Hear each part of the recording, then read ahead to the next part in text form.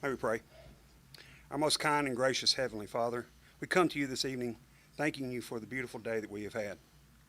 We also come to you thanking you for the ability to love and respect one another as human beings.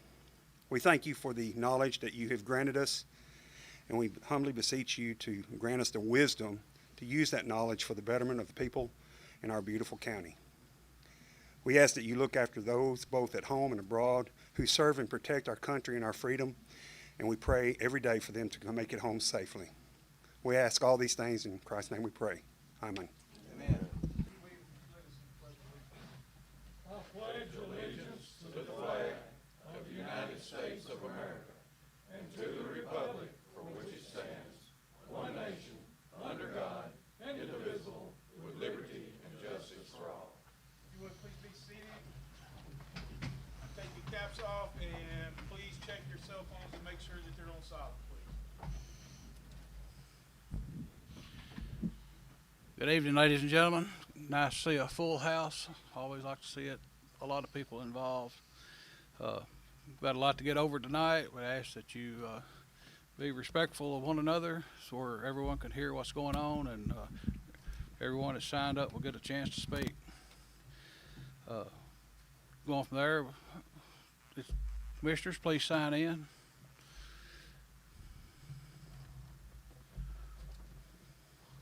Roll call, please.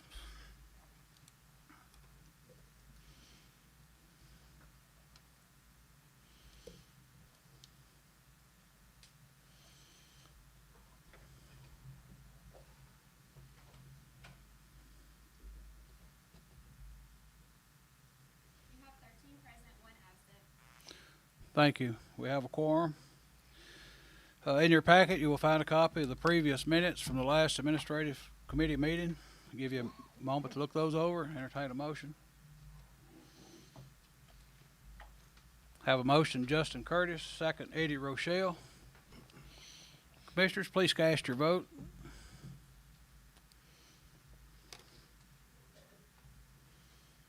You have 13 yes. Thank you. Also in your packet, you have a copy of the financial reports. I'll give you a moment to look those over and entertain a motion.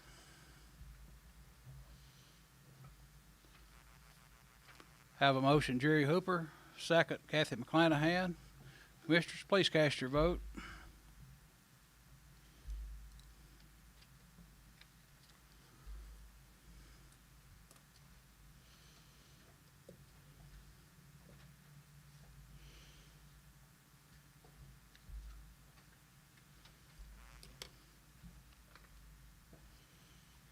have 13 yes.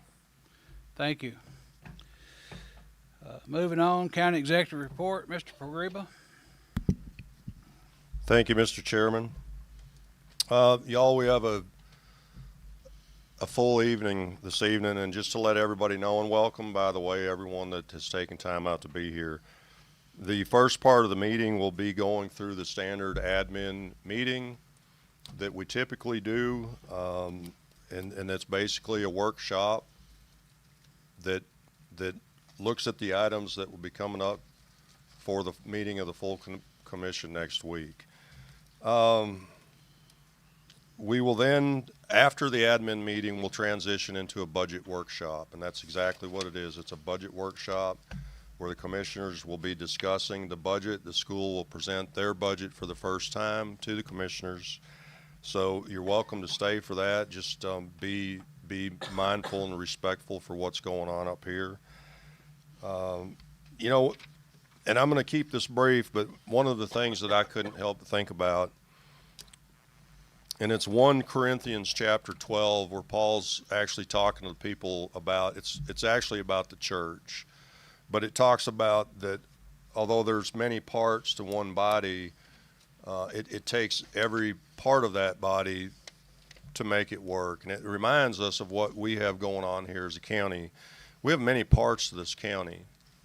There might be some that some might consider to be more important parts and lesser parts than others, but there's really not, because there's not any one part of this county and county government that can operate and function without the rest of them.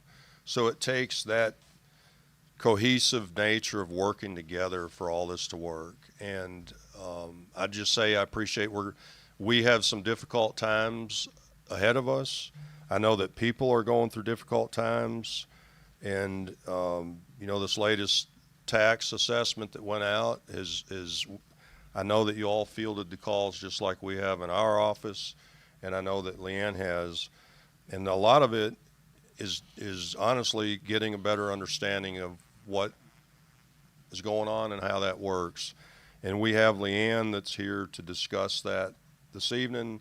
We'll answer questions to the best of our ability and just kind of explain the process and what's going on with the state of Tennessee and how that works in regards to Humphreys County. But going back to my first point is I appreciate everyone's willingness to work together, because we're all in this together, and it's going to take all of us working together to get through the hurdles that we're going to be faced with in the near future. So, Ms. Leanne, if you don't mind, if you'd come up to the microphone and just, if you want to just start out with a basic explanation of how this works, and we can field questions with your permission, Mr. Chairman, for Leanne. Thank you. Is it on? Okay. All right. So everyone had, I'm sure, received a letter, and it having some values on there. It is our current value update year. As many of you, I'm sure if you've called the office before, you're aware that we are on a 6-year reappraisal cycle here in this county. The state mandates that in the 3rd year, which is where we're at right now, that there is what we call a current value update, and they will look at sales in the county, and if it is below the 90% of the market value, they do an increase in our values. Now, when they do that, it is across the board, it is everyone. But they will also set a lower certified tax rate that will offset some of that cost. So even though your values did go up, there is a lower certified tax rate that will be set for that. So does not necessarily mean that you won't pay a little bit more. You could pay less or about the same on there. We do still, we are taking calls. The state is in with us this week to help with that, to answer any of your questions on that process. So I do encourage you, if you do have more questions, more in depth on your property, to come by the office and let's look at it. We'll go through in a little bit more detail for your own, and if we can explain a little bit more. Now, on that, and I don't know if this is helpful to you as far as where it comes in to where it goes to the commissioners. They set that certified tax rate. We do have the Board of Equalization, and that will meet the first 2 weeks of June. So it won't be until after that time when they have the certified tax rate set. At that point, that's when it will come to your commissioners, and them looking at budget and making the decision on that part is where it will come in for them if they choose to raise it or leave it the same. So. Thank you. And one thing that I would say is that whether some people's trickles up and other people's trickles down, and I can't say what yours is going to do. I can't say what mine's going to do. What I will say is that the state, when they recertify our tax rate, the county, it's a net zero. We gain nothing from this assessment on your real estate taxes. So, and this is a state, it's a statute-based, state-mandated item. It's not something that the county does on their own. This is mandated by the state. In fact, you had several that were in your office today. Yes, and like you said too, so it, as far as we cannot bring in any more money than we did the previous year on existing things and real property. So that's where that calculation comes into play, where it isn't brought in any more than previous years. So, for the previous year. and everybody's, you know, all of the folks are pretty happy if that's the case, right? They're not, there's not any more money coming in. You know, who's not happy about it is all the entities that need more money to survive and function because we don't have more money going in. So if you want to stay for an interesting budget meeting, you know, we'll be discussing about how we take the pennies that we have, the dollars that we have, and distribute those out to all of the different entities countywide, whether it's schools, sheriff's office, sanitation with the garbage, or the highway department. That all gets divvied out, and, you know, trying to cover all bases, and it gets pretty tough. So thank you. I yield the floor. Thank you. Commissioners, any questions for Ms. Leanne? Just, okay. Okay. Thank you, Leanne.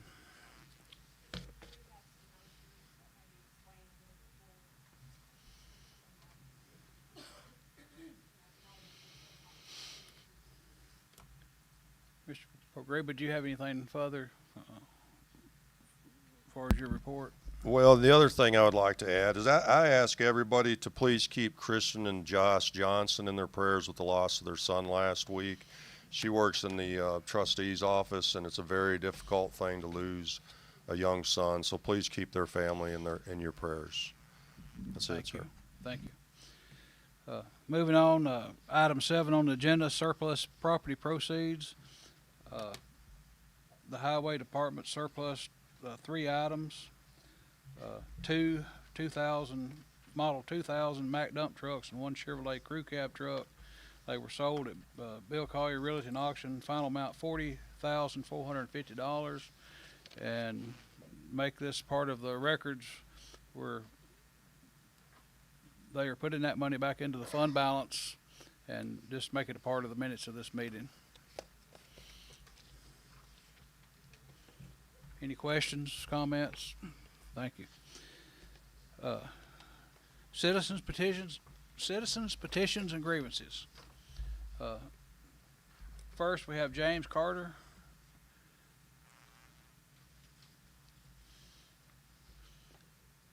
Mr. Carter, please state your name and what district you're from. And James Carter, I'm not sure. I live out on Stevenson Road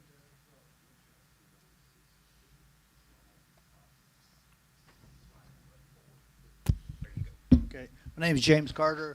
I live out on Stevenson Road. I don't even know who my commissioners are. I've never seen them, never talked to them.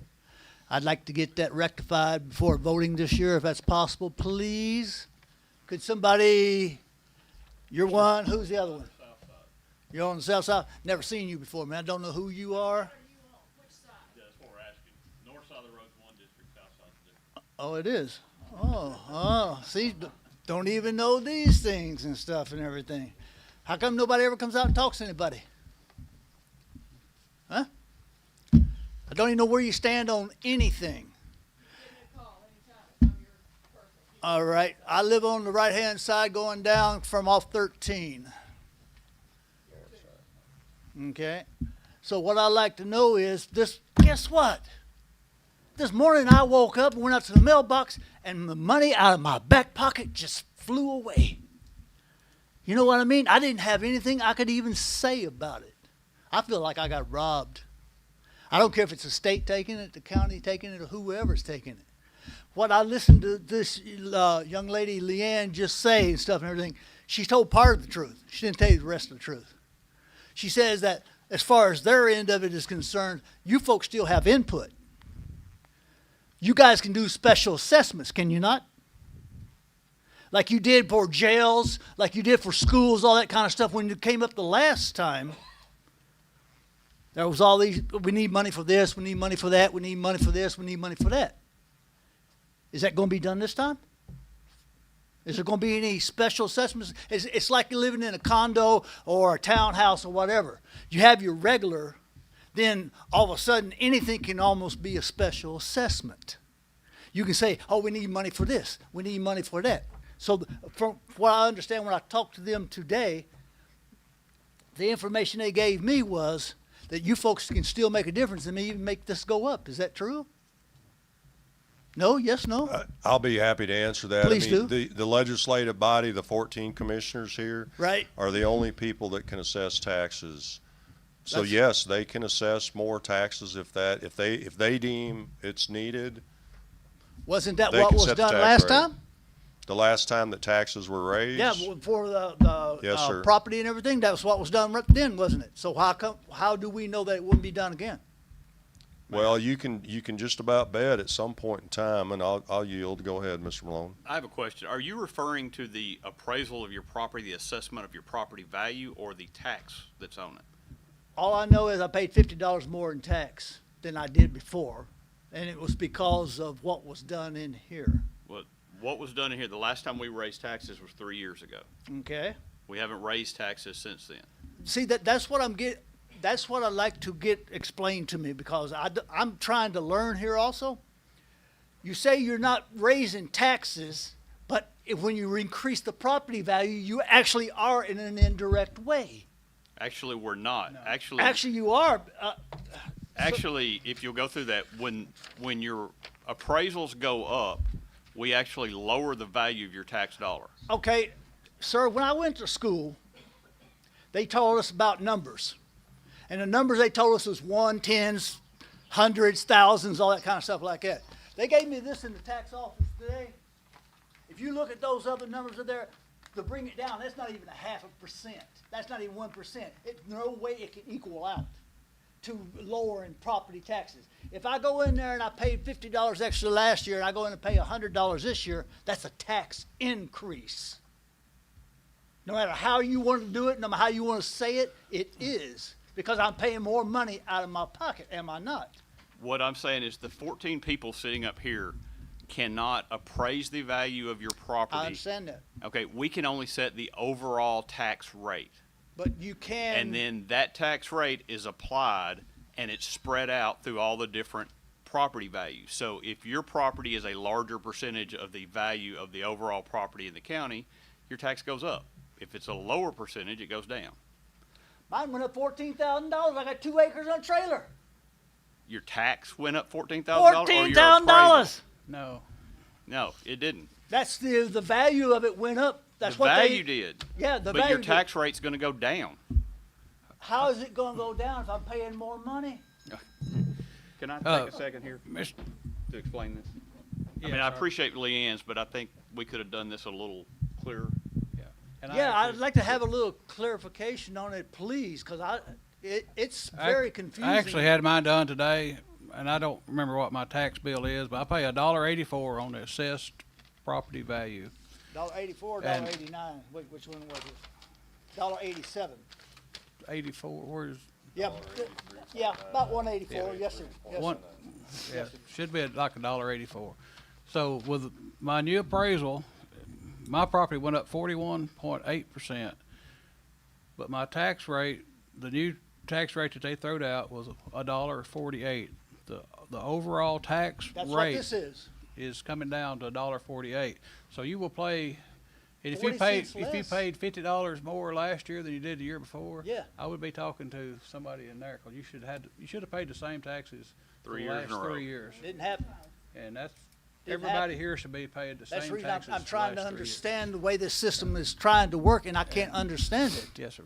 And it But gets you're me a go- little bit You're gonna have anxious. per $100 of value on your assessment, 25%, you're gonna pay, right now, it would equal out to $1.48, plus or minus just a little bit on the Wait, fuzzy math. they gave me the figures on it. That's what those figures are. All right, Mr. Malone, if you have a better way of explaining it, I'll give you the floor. Yeah, I just want to make sure everybody understands. Property taxes make up roughly 75% of the budget we have for the county. Is that correct? And when they send out the appraisals, everybody's value goes up. But that overall tax dollar total that we get as a county stays the exact same as the year before. So whatever percentage they raised everybody by, they have to cut the tax rate. And that's what Ms. Leanne was talking about. We haven't received the new certified tax rate from the state yet. But it's going to be the $1.48. That's what they're projecting. What she told me today was that you guys can't take any more money than what you took in last year. She Correct. just said it again. Unless, this is the part she didn't say, unless you folks decide to add, Correct, and that's exactly what I was fixing to talk about. Once we get that certified tax rate, if we can't balance the budget with the money that we had from last year again, then we would have to raise property taxes. But that vote won't happen until June. another Until we question see what the numbers perhaps. are. I'm trying to learn here. Last year, when you guys did these property increases and stuff, there was a article put into paper. I understand from talking with those folks today, I know my time's up, that you're supposed to notify people for 2 weeks ahead of time. It wasn't put in the paper this time. How come? I don't know anything about that. They told me today, you're supposed to notify people 2 weeks ahead of time. Last time this was done, it was all in the paper, all in the News Democrat paper. The last time What was there was gonna happen? the last time there was a tax increase that was 3 years ago. Right. That notice was published in the paper. Right. How come Yes, not sir. this time? It's not Because a there hasn't been a There's not tax been a increase tax yet. increase. So it's going, if it's not an increase, how come I've got an increase? That's your assessed value. That's That- my assessed value, that- I understand yeah. that. So is it gonna come in the paper? Is it gonna notify people in the If- county or not going If to? the legislative body raises taxes, that notification would be published, yes, sir. It will be? Yes, sir. Okay. Yes, sir. I thank you for your time, folks. Yep. Thank you, Mr. Carter.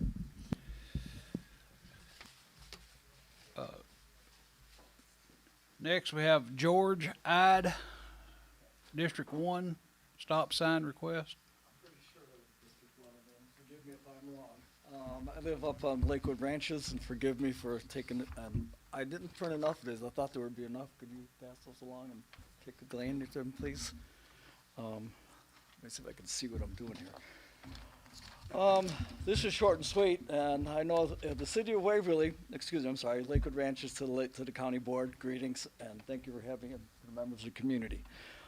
Greetings. The city of Waverly telling me they had no jurisdiction directing me to the county sheriff, where I find that the avenue to talk to is with the board, hence which is the reason why I'm here today. The issue being at the intersection of Jack Saunders and Highwater Road in Waverly that has been a concern to many of our local residents. I got to be their spokesperson as elected in.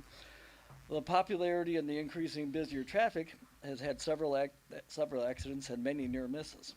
Boats and campers coming up Jack Saunders, turning onto Highwater, going towards the marina, and others egressing Jack Saunders and heading into Waverly are often carelessly and rarely even slowing down for that junction, even though at one time there used to be 3 stop signs, now we're down to 1.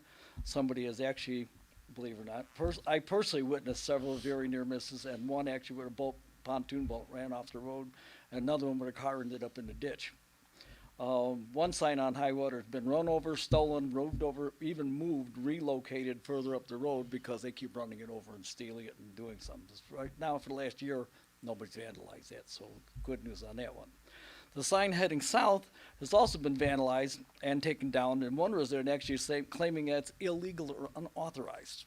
And what I understand, when they put the subdivision up there, they actually turned in all the paperwork for the paper, and all these things are supposed to be legal regulatory signs.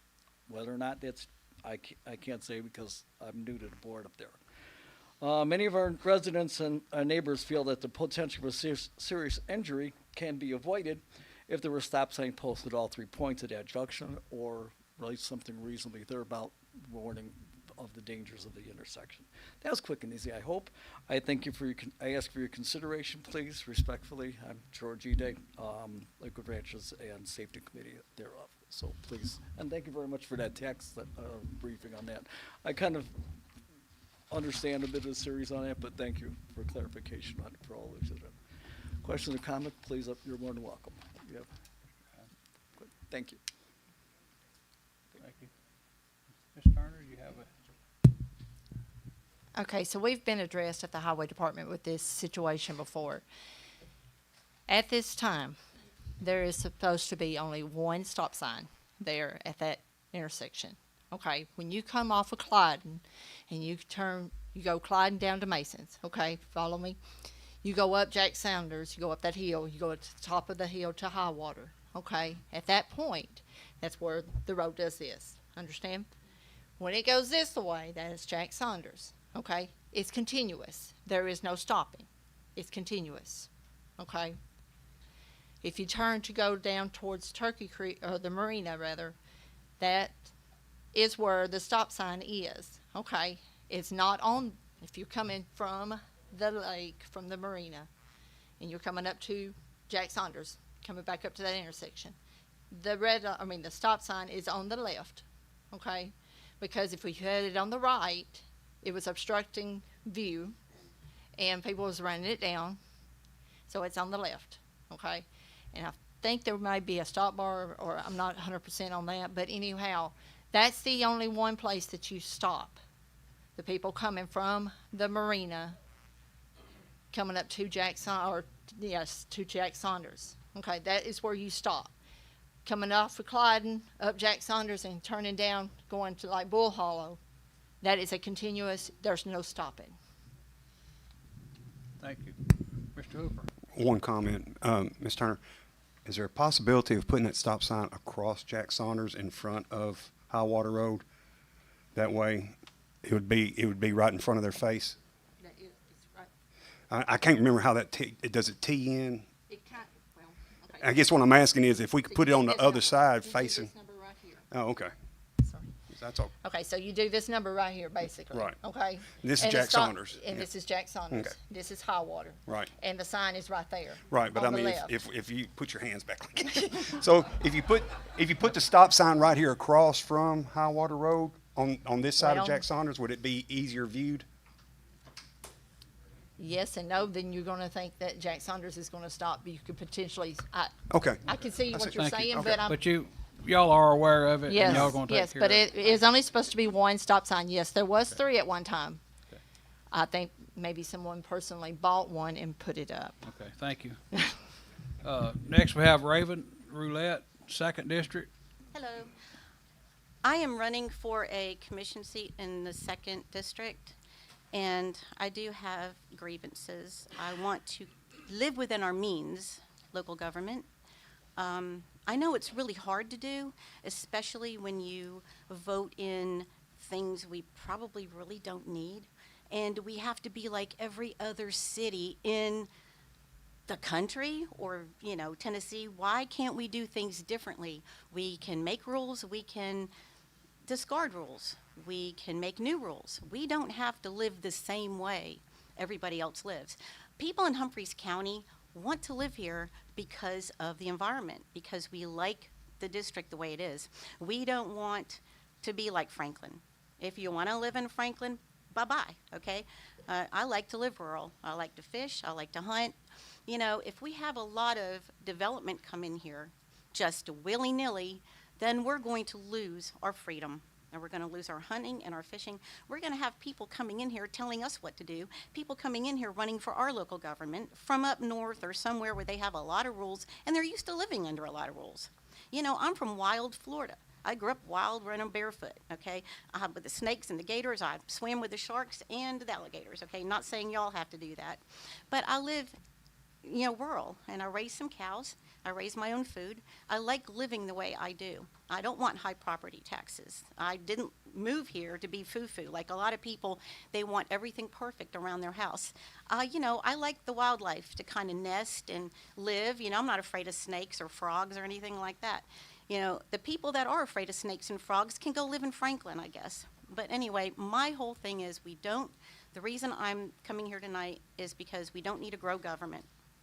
And creating all these boards and all these new things for these developers to come in here, making it easier for developers to come in here and build residential neighborhoods, just people upon people upon people. That's what happened to Florida. I moved here 20 years ago to get rid of it. My state down there is completely ruined. Now, do you want that to happen here? No, we don't want that. Most people here, I speak for people that do not want a lot of rapid, accelerated growth in this county. So I speak for those people, which are most of the people in my district. We don't want rapid growth. And we want to know our neighbors. We don't want to go to Walmart and not see, people we know, which is what happened in Florida. I go into Walmart, I don't know anybody, and they're rude and they bump into you, and they're from everywhere, and they don't care about you. They don't know who you are. So I love living here, and I want to preserve my county the way it is. I don't mind slow, smart growth, but we don't need rapid growth. And the Humphreys County Water Authority will oversight even the county water wells. So, it'll help developers come in here and use our water. We don't need that, okay? We don't need Mr. Progreba appointing everybody to the board and Mr. Progreba appointing everybody on every board. I mean, we have different people here with different frames of mind. I don't know how he thinks, but, when he ran on changing our county. And I don't know exactly what that meant, although I didn't like that. Ma'am, can I, because Please. you're throwing out some untruths. Okay. Okay, I didn't run on changing the correct the county. record. And the Mr. Progreba, what was the first one that you said? You ran on changing our county. I didn't run on changing the county. Okay, then what did you run on? My slogan was bringing a new perspective. That doesn't mean changing the county. In my but mind, that's what that That's meant. okay. Thank you. Okay. And I guess I'm out of time. Got 50 Okay, so guys, I'm in the 2nd District, and I'm running for County Commissioner. And I'm just an average citizen. I'm concerned, and I care about my county. Thank you.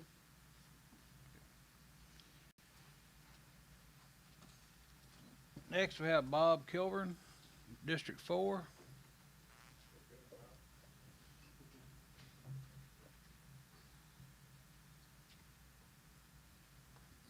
My name is Bob Kilburn. I live in District 4, New Johnsonville. I'm relatively new here. I've only been here about 5 years now. And I'm speaking about this water board because where I came out of Georgia, they did the same thing.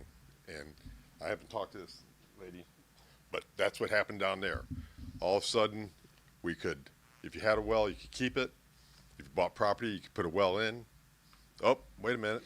We have water to your street. You need to tap into our water system. If your well failed, we're not going to give you a permit to put a new well in. You have to tap into the water system.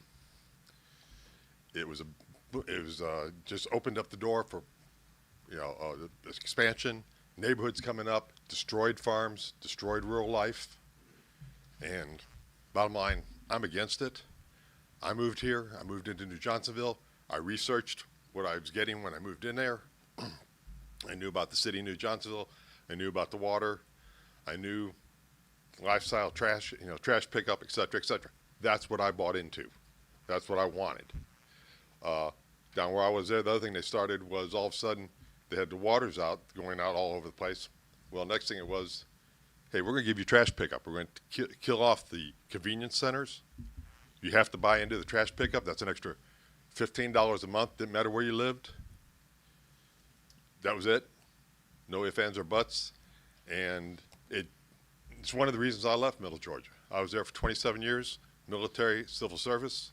When I retired, I came to New Johnsonville, Humphreys County. This is where I want to be. And I think if if there's any way to get out of the board thing, we need to get out of it. I've already talked to Mayor Woods out there about that too. He gave me the same information that I received over the internet when we were talking about this on the Facebook pages. And I think it's just going to be detrimental to the county if we buy into that. That's all I have to say. If anybody has any questions, I'll be willing to answer. Thank you for your time. Thank you. Dan Cox.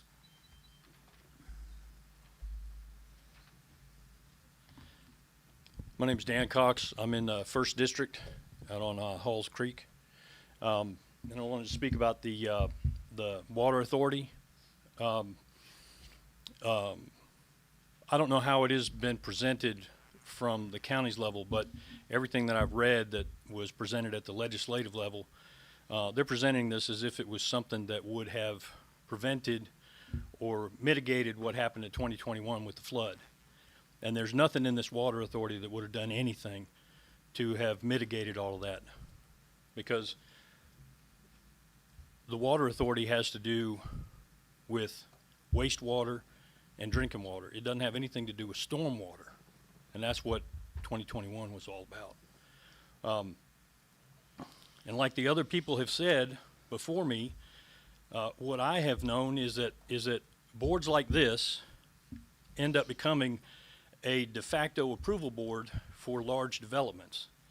What these large developments will do is they'll come in and they'll make an agreement that what we'll do is we'll put in all this water stuff, we'll put in all the piping, we'll put in all the fire hydrants, we will do all of this work, and then we'll just hand it off to y'all so you don't have to pay for it. Well, oftentimes it's substandard work. They just slap it in, throw it in the ground, and hand it off. And then when we start trying to use it, you know, it's not working properly because it hasn't been properly supervised and put in. But that de facto approval ends up carrying over to the other boards that have to look at this stuff. You know, they got their rubber stamp from one board, and so the other boards tend to go along with it. But the other danger with this is that this is a wholly, solely independent board. Once y'all vote to put it in, and those board members are voted in, they can create their own plans. They can hire their own people. They can float bonds that if the bond is not satisfied in the manner that it's supposed to, it rolls down to us. It rolls down to us. So they basically end up being able to decide that they're going to do a project that doesn't get approved by this board, doesn't get public approval, there's no oversight on them, and they have basically, with these bonds, they basically have an unlimited budget that we're on the hook for.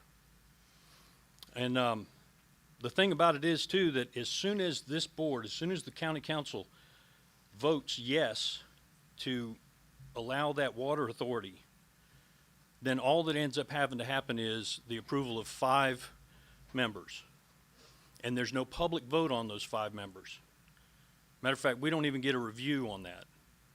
Those 5 members can be put in and start doing their business.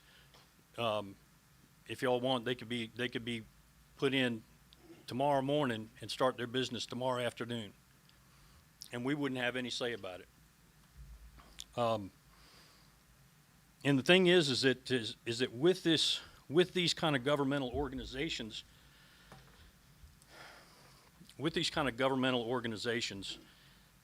this centralized authority is not necessarily going to improve any kind of service. Correct me if I'm wrong, but I think we've got 2 water treatment plants in Humphreys County. The one that's for Waverly serves Waverly and McEwen. No? There's 4 water/sewer utilities in Humphreys County. Okay, 4. A system like that makes a whole lot more sense than a larger centralized system, because you can rotate your maintenance, you can use lower cost, easier replacement parts. You know, a large centralized system like some of these big cities have would also not prevent what happened during 2021. About the only water treatment system that can handle what happened in 2021 is on an aircraft carrier. And they're meant to operate in all kinds of different toxic environments. You know, when they were telling us to boil the water after the storm, that was just a safety concern, because those filters on those water treatment plants are not set up to handle the amount of debris, fecal matter, those other things that suddenly get washed into the whole system when you get that much flood water. So if we're going to do something where we have a water authority, that centralized authority is going to be tending towards fewer facilities to handle an expanding county. So anyway, I just think it's a bad idea all the way around. Thank you. Thank you, Mr. Cox. James Cruz Jr.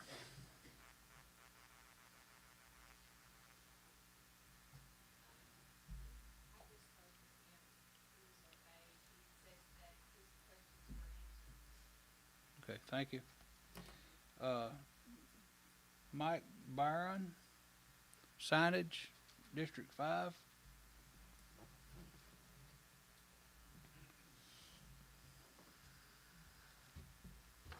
Hi, yes, I'm Mike Barron, District 5. My wife Penny and I own the KOA in Buffalo.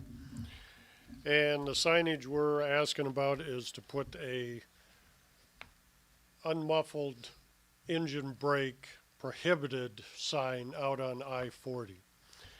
I have a letter here from John Waddell. He's Deputy Legislative Director for TDOT, and they have approved putting the sign up if the local government will request it and pay for it. I don't know, I'm figuring it's probably maybe a $500 or $600 sign to put out there. But we've noticed the last year or so, it's really gotten bad with guys running unmuffled Jake brakes. And with the exit being right down the road from us, we get a lot of it. And it's the #1 complaint in our reviews. Sir, is- is that just westbound traffic, or would it be east and westbound? Well, the eastbound doesn't affect us as much as it affects people on the other side of 13. But yeah, it's mostly, for us, it's mostly the westbound coming down. There's a slight decline there, and of course the exit, and so they feel the need to, they must not have good brakes or something on their truck, so they have to use their Jake brake to slow down. So, but I don't know, I've got a few copies of that email, and I just wanted to present it to the board and ask for consideration. Like I said, TDOT has already Thank you. said they'll put the sign up if it's requested by the local municipality, local government.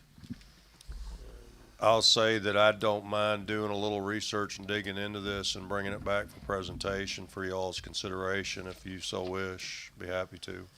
Well, I'd really appreciate it. Yes, sir. Thank you. If you'll have a copy of that for me, that'd be great. Mr. Rochelle? I think there's 5 or 6 copies there. I went up, I Thank went you. up to the KOA this morning, and I was talking to Mr. Byrne, and about to get my rear end chewed out from Mrs. Byrne. And there was 2 trucks coming off the hill. It's not brakes, it's these concrete cowboys that are running up and down the interstate. It does make a lot of noise, but these Jake brakes are a great thing to have, unless you've got straight exhaust. And when you've got straight exhaust, it'll rattle you out of your chair. And if we can get this approved and get this paid for by the county at a good rate, I would suggest we do that. And I'd like to get the sheriff to tell us that he can halfway enforce that coming into Buffalo on 13, because it's worse with log trucks, and it just needs to be addressed. These people are, we always talk about tourism. How do you expect to gain tourism when you're sitting here and somebody jarring you out of your sleep at night? And they're doing this all night long. So I think it's something that's really needs to be looked into. And I'm thinking, were you in office, Mr. Begreble, when we voted on putting those signs up coming into Buffalo? No, sir. Now look, I'm a country boy. Makes me nothing. But on the other hand, I drove a truck for 10 years, and when it's got a sign, compression brakes, unauthorized compression brakes not allowed. Most of the people that drive trucks don't even know what a compression brake is. They know what a Jake brake is.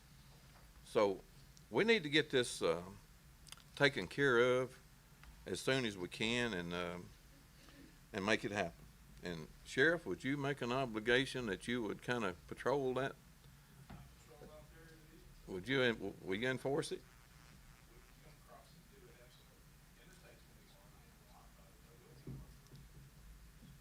Mr. Pagriba, can we get a commitment that we can come up with a certain fine that we can address? I don't know what, with THP and that being a state, an interstate at that, actually what the county could do as far as that goes, but I'll be happy to do some research and dig into it. Highway 13 though. Yes, sir, but he's talking about I-40, right, correct? We're talking about all of it. So is this signage to be on I-40 or on Highway 13? Okay. Yeah, there's already signage on 13. The signage says though, unapproved compression brakes. That needs to be changed. Is that on Highway 13 That's on currently? 13. I got you. If I could say one more thing, I don't know if you've ever been around on 840, and there's a, I don't know, I call it the castle, where that castle is. There's a sign there, and all it says is, what's it say?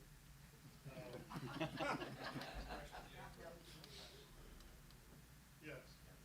It says, unmuffled engine braking prohibited. That's all it says, which is basically saying, you guys running your straight pipes and your jig brakes, you're breaking the law. Okay, thank you. Out on 13 by the cemetery, there's a no jake break sign. Nobody lives there, there's dead people. Okay, thank you. Mr. Progreba is going to look into it for y'all and get back with us. So moving on, last is Kenneth Pirtle, District 2. How's everybody doing? My name's Kenneth Pirtle. I'm in District 2. I live down in Waverly. I'm against the water authority. I have a Waverly water bill. If you don't know, if you never went a month without actually flushing your toilet or washing your hands, you still get a bill. That bill is still about $75. I didn't learn that until after the flood, after about 3 months of having water, but not actually using my water. Out there doing construction on my house, the city came in and shut my water off right in the middle of it. Because it was my ignorance for not knowing that I had a bill due, but I didn't even flush the water. I didn't flush I didn't have a toilet. That's just going to increase. And for folks out there in the county, like that will continue to happen. There'll be a bill assorted to it. There'll be raises to it. There'll be a minimum. It's not exactly how much you use. I mean, there'll still be a fee for it. That was something I just didn't have the grasp on at the time. It was a hard lesson learned. And I'm just trying to pass that on for folks who may not be aware, because it's not normal that you don't go a month without flushing your toilet or washing your hands, but I was eating at the Church of Christ. I was showering at the Church of Christ, and one day, tragically, to break my heart, they shut my water off right in the middle of construction. I didn't have much more than a water tap on the side of the building. But I appreciate y'all's time, appreciate the explanation for the taxes earlier. Thank y'all. Thank you. All right. Any comments from the commissioners on anything that we just heard? Mr. Chairman, the only thing I can say is that when this comes up as a resolution, there will be a much more in-depth conversation about this water authority. So the interested parties, if you want to stay and hear what's going to be said about it, because there are some misconceptions, and that's okay. There are some unknowns, and that's okay. But there will be an in-depth conversation about it when we get to that resolution. Thank you, sir. All right, moving on to resolutions. Item A, school board budget amendments. A resolution to authorize budget amendments in the general purpose fund and school nutrition fund. Dr. Lanham. Welcome. Two meetings of budget amendments here that I present to you. The first set from our regular scheduled board meeting is first one's Fund 141 inside of special education. Basically, this has to deal with, we've had a hard time staffing a speech pathologist, so we're decreasing a big part of that line, putting in other contracted services, as we have had to outsource speech language therapy for our students that need that. Second budget amendment is a shortage in secretaries of $12,000 that we are covering. The third one is 141 general purpose pre-K, and what happened here was we had to leave that we used a certified sub instead of a non-certified sub, so we're moving some money around there to cover that. At our special called board meeting, we had a couple other budget amendments that we went ahead and took care of so we could present them to you at one time. The first one's in operation of the plant, 141 GP. This is just simply one that we didn't budget correctly. Electricity, when we built the new McEwen High School, the electricity, you would think taking a 48 model and building a 26 model, energy bill might be cheaper, but actually in the grand scheme of things, the energy bill was more expensive as we increased square footage. There's a cafeteria. So on average, the electricity bill is about an extra $10,000 a month than the old school. And so this is moving money around in random lines where we've tried to cut spending because we knew this was coming as we started to see the bills trickle in. And so this is to cover the $140,000 shortfall in electricity. And the last one is in cafeteria, as the cafeteria is planning for summer feeding and all of those things that they're getting ready to do this summer that are new to the district that we're excited about, feeding students all over the county and providing them summer meals. We're decreasing our custodial personnel, 28,500, to begin putting that in line so we can staff those summer feeding camps that we will have. Thank you. Any questions for Dr. Lanham? No discussion. I have a motion. Marilyn Phillips, second. Danny Wagner. Commissioners, please cast your vote.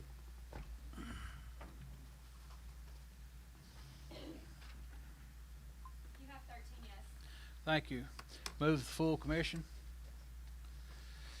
Item B, Sanitation Fund Budget Amendment, $40,000. This is a resolution to amend the fiscal year 2025-26 budget to transfer funds to the proper expenditure line item for the Buffalo's Convenience Center. This is new money for improvements for the retaining walls to make dumping easier, I guess would be a good way to put it. Mr. Ruby, you have anything to add? Yes, sir. So we bid out the site preparation and the concrete work for the new convenience center in Buffalo. If y'all remember, we have a grant that's funding about, I guess, about 3/4 of what we're doing out there.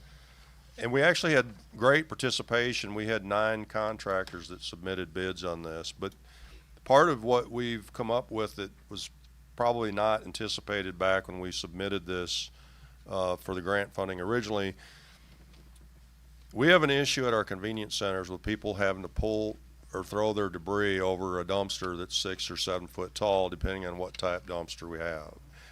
The way the topography of that site is worked out, there's a natural fall of grade that would allow us to put a retaining wall that would have the dumpster sitting at a lower level than the traffic that's throwing their debris into them. This would be about an 80-foot long retaining wall. Dumpsters are sitting 3 foot lower with a curb that protrudes above it, so that cars could pull up, and instead of throwing up over 6 or 7 feet, they would be throwing over something that's 2 or 3 feet tall. I'll be honest with you, I think it's a miracle that we've gotten by as long as we have. I don't know how we've gotten by as long as we have. This is the way it's been for a very, very long time, and we've not done anything about it. But it is becoming very clear that we need to do something about it. And this resolution is asking for an additional $40,000 to go ahead and build this convenience center the way that it needs to be built.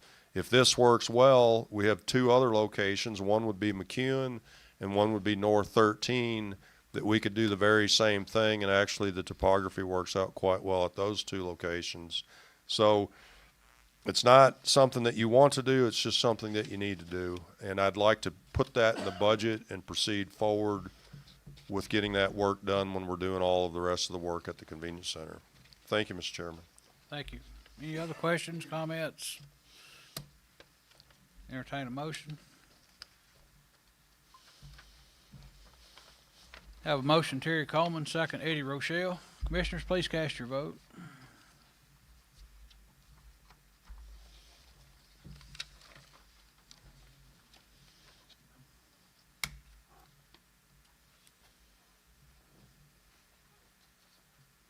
You have 13 yes. Thank you. Move the full commission with a positive recommendation. Next, item C, Sheriff Office Budget Amendment, sum of $10,921. A resolution to amend the fiscal year 2025 budget to appropriate funds for the repayment of $10,921 to the state of Tennessee related to the fiscal year 24-25 school resource officer grant. There was a period of time we did not have a resource officer at the school, and the state of Tennessee would like to have their money back for that salary line item. This is new money, $10,921.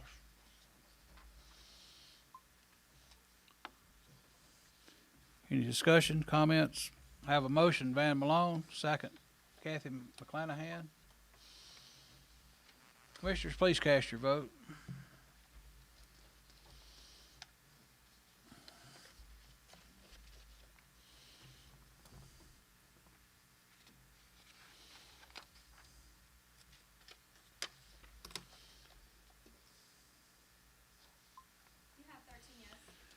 Thank you. Move the full commission.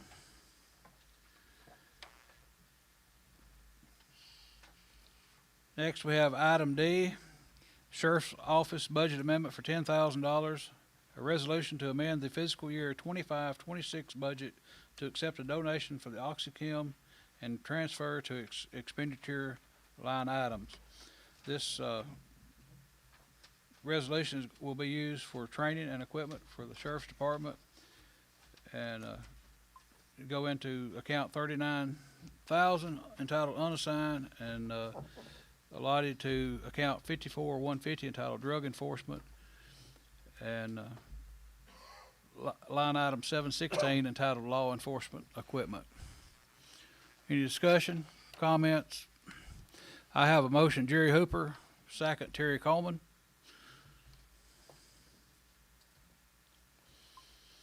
Commissioners, please cast your vote.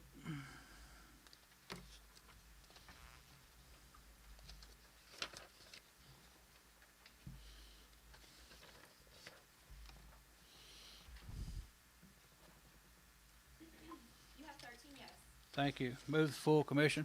I'd like to take this time to thank OxyChem for all the community service they give. They make several donations throughout the year to several different parts of our county government and first responders, and I'd just like to take this opportunity to thank them for what they do. A very good community partner. Thank you.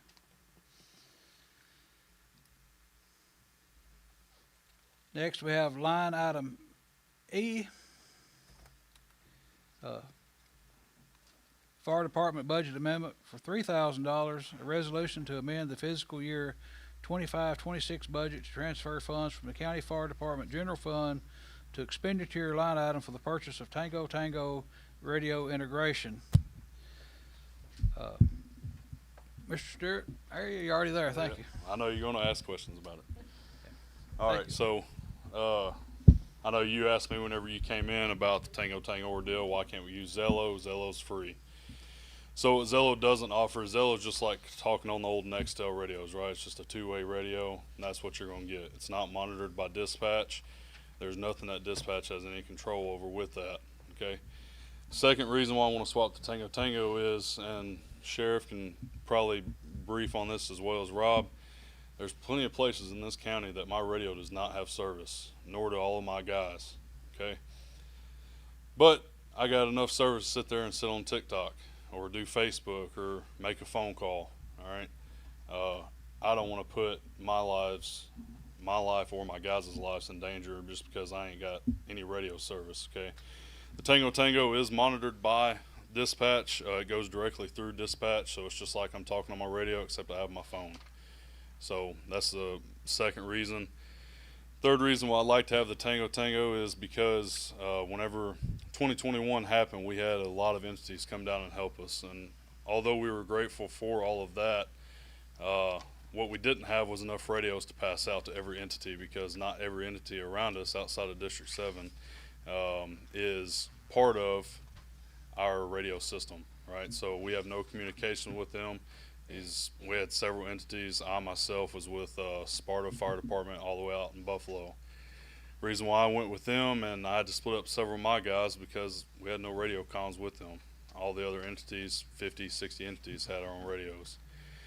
So within this Tango Tango, we have our own incident command system. Sheriff has his own. I'll have my own. We are piggybacking off of Sheriff with this, and I'll get to the price point of that here in just a second. with this, when other entities come down, I can add them within 5 seconds. It takes me no time to add them to our system, into the incident command center, and be able to talk to them just like they have one of our radios. Same thing goes for any other entity that has it around us. Tennessee City swapped to it, Dixon has swapped to it, Sylvia Yellow Creek, all these different entities that the fire department personally works with on a lot of scenes. We can actually pull all of their stuff directly into our Tango Tango when we need to speak to them.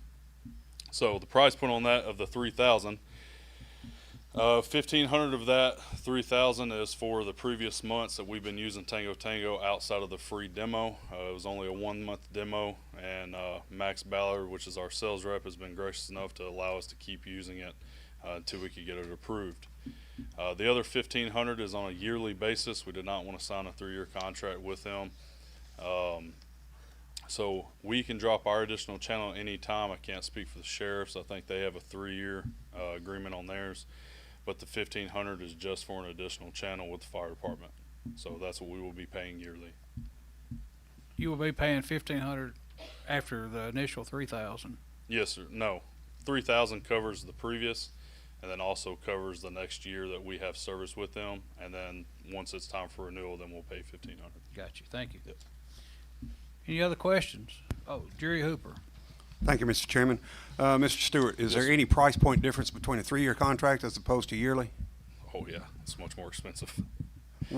Well, so what's the, I guess what I'm asking is, okay, a 3-year contract would be how much? Can we get a price break with a 3-year contract? That's what I'm asking. So I will say I have not gotten a 3-year contract with that. When we originally brought it up, we were going to do a 3-year contract, but that was adding multiple different things. The reason why I don't, because if something happens and we don't like this a year down the road, we are liking it so far, we'll say that. It's been super helpful.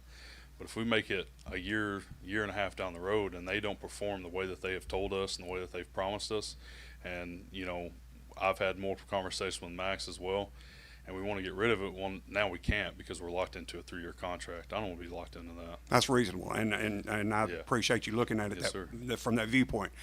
Next question is, if we do like it, here in another year after this $1,500, this 1-year contract is up, do we have the option of getting a price break and going with a 3-year contract then? I mean, I understand this is a trial period, basically. Yeah, so I will say, looking at the quote that was sent to me, I believe that Sheriff's Department, and are you on a 3-year contract? Yes, we're on the contract, but I think all he's doing is piggybacking ours. Yeah. Correct. I don't think that will change. One other thing that he mentioned, the Zello is internet-based only. Right.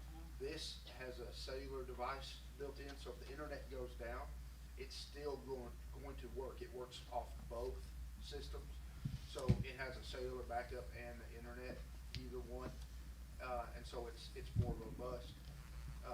But it is going to be the 1,500 each additional year. It's just $1,500 a channel, and I don't think it'll go down. So $1,500 takes care of the fire department to be able Yes, to sir. piggyback off the Yeah. sheriff's department. Now, if Sheriff's Department ever said, hey, we don't want it, then I either have to choose to go out on my own, Right. or just say, hey, we don't want it. You went right into my next So, question, yep. is what happens at that point. Okay. Yeah, and there has been a lot of stuff that has been kind of talked about between us and Tango Tango with. They're actually developing their own SIM card. It's called a Choice SIM. Pretty much I can get a radio that works off a SIM card and it can bounce off of every single cell tower, whether it be Verizon, T-Mobile, whoever the users are doing that. So Thank you. I yield. Thank you. Any other questions? Comments? Have a motion, Marilyn Phillips, second, Jerry Hooper. Commissioners, please cast your vote.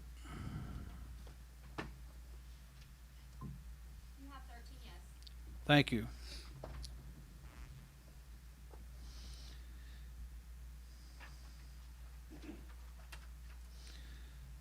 Next, we have item F, Highway Department budget amendments for $100,000. A resolution to amend the fiscal year 25-26 budget to transfer funds within the Highway Department expenditure line items. Anyone here from the Highway Department? Do you want to go over those, Ms. Turner? Okay, so the first item, the crushed stone, the 62,409 crushed stone, 75,000. That is, we're asking for or needing additional money in that line item to complete the year, the fiscal year. Keep in mind, last year on this current budget, we cut our line trying to help our budget out, but we've had to use quite a bit of stone this year. So we're needing that. We're not asking for any new money. It's just being transferred from another line. This is no new money. And we're transferring this out of asphalt code mix, or county line. The next line item, the 63,100, 418 equipment and machinery parts, we're asking for $14,905. This is due to the excessive repairs of equipment, mainly the newer things that we have purchased. They've been in the shop more than they've been on the road. And lastly is 65,513 workers' compensation insurance. This is additional premium that was due, $11,683. We're only asking, needing $10,095 in that line to complete it. Thank you. Any other questions for Ms. Turner?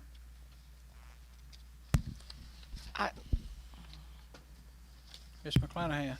Are they all are they all just transfers, or are they new money? It's just no new money. No new money for no any new of money. It's transferring out of our asphalt code mix line item 62,403. It's $100,000 total coming out of that line item for these three items. Okay, thank you. Thank you. Any other questions, comments? Have a motion, Eddie Rochelle. Second, Jerry Hooper. Commissioners, please cast your vote. We have 13 yes.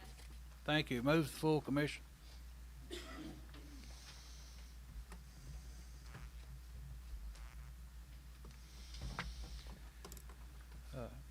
Item G, Planning Commission appointments. A resolution to authorize appointments to the Humphreys County Planning Commission. And we have a new resolution. Mr. Pagreba?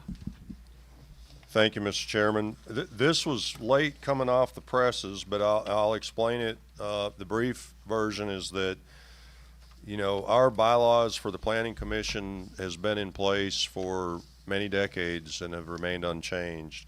It was set up basically for 9 commissioners to be on the Planning Commission. And over the years, the staggering that is supposed to take place has gotten out of sync.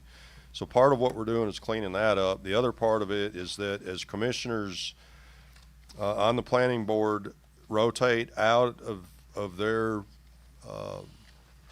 time served, is that the short version is to reduce the quantity from 9 to 6.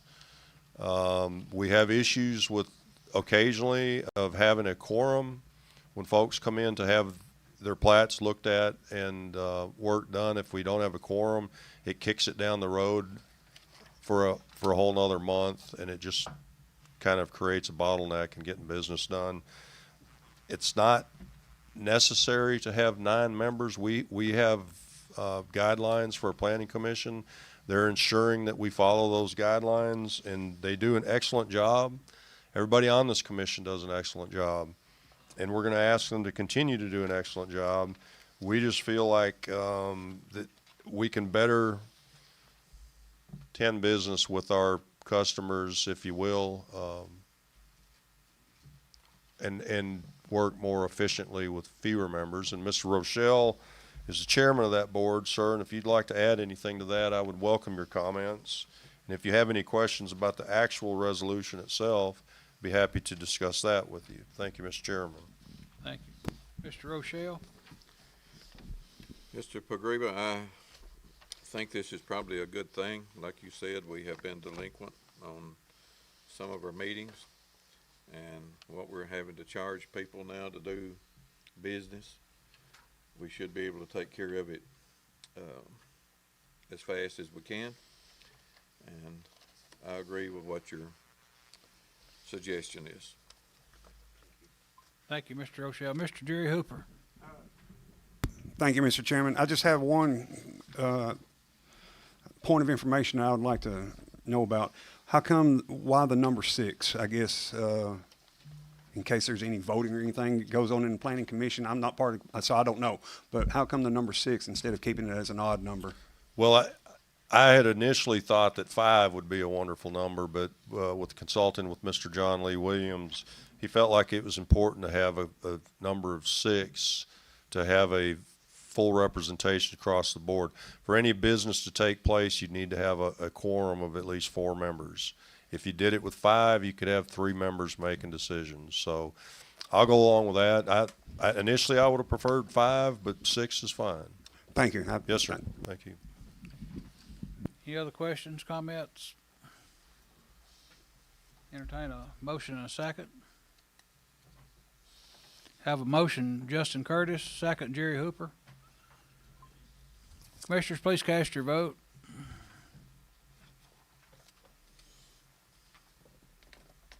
You have 13 yes. Thank you. Move the full commission. Next, item H, Humphreys County Water Authority, a resolution to ratify and approve private chapter number 38, 2026, creating Humphreys County Water Authority. Mr. Greba. Thank you, Mr. Chairman.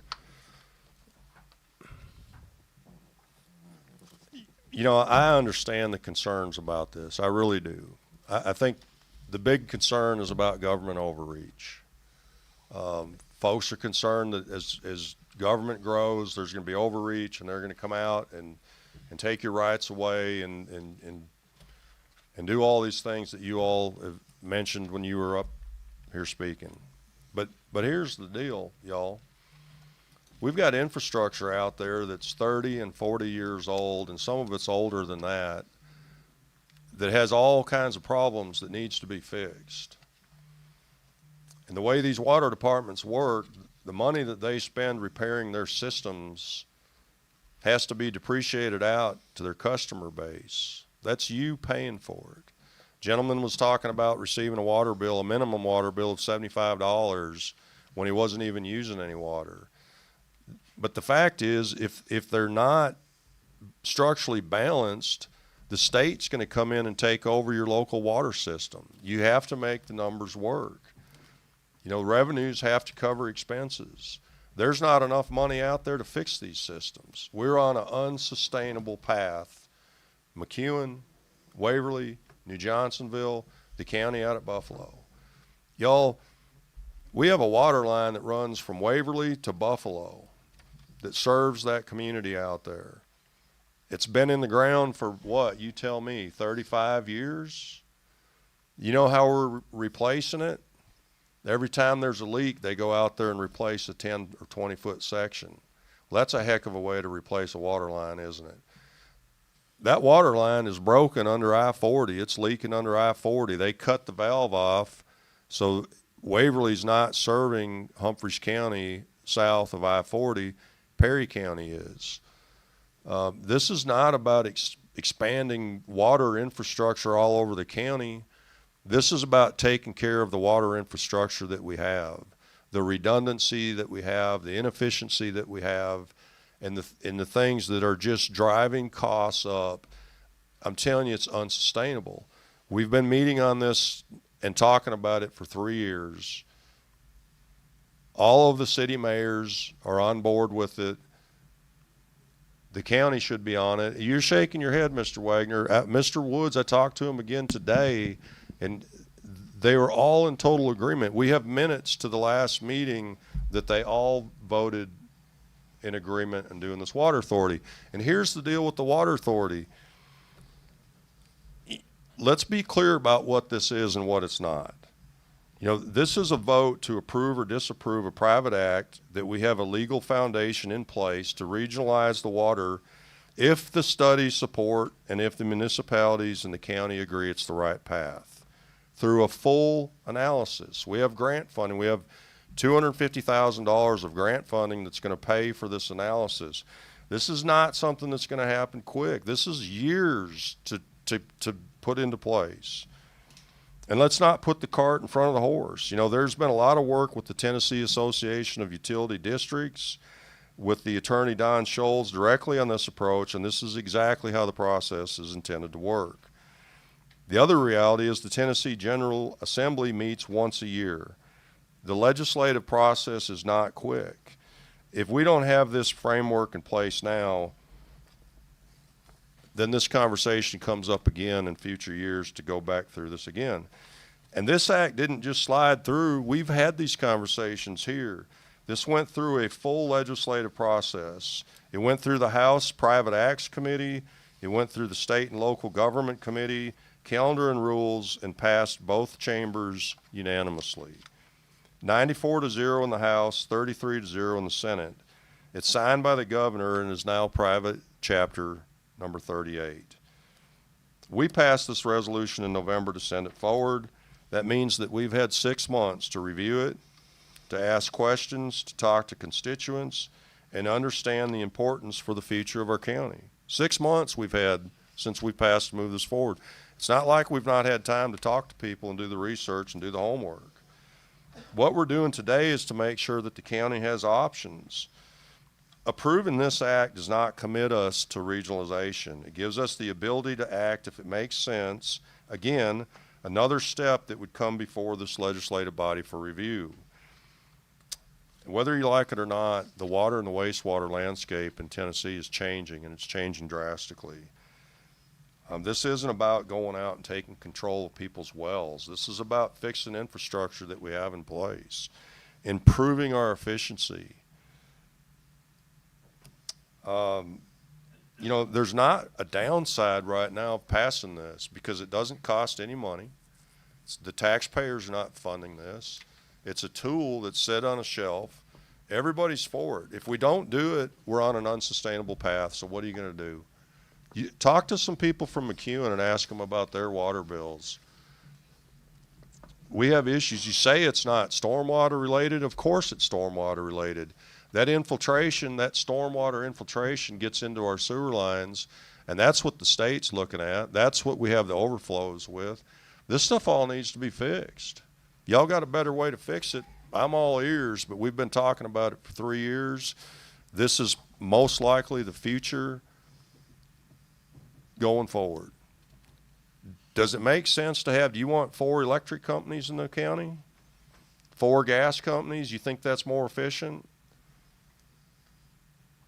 It's probably not. How does it affect the people that don't have the septic, that have their own septic systems on their property? I'll be honest, I can't see it affecting you anytime in the near future. As these systems get repaired and things get put into place, is there a possibility for service to maybe expand? Yes, I would think so. Are we going to run it 10 miles out through the middle of the county, you know, eminent domain, taking people's property to force them to get on city water? I can't see it happening, but there's elections that take place that govern such things. I mean, folks, we're trying to do what's right for the majority of the people in the county. It's as simple as that. I'll yield the floor, Mr. Chairman. Thank you. Ms. Humphries?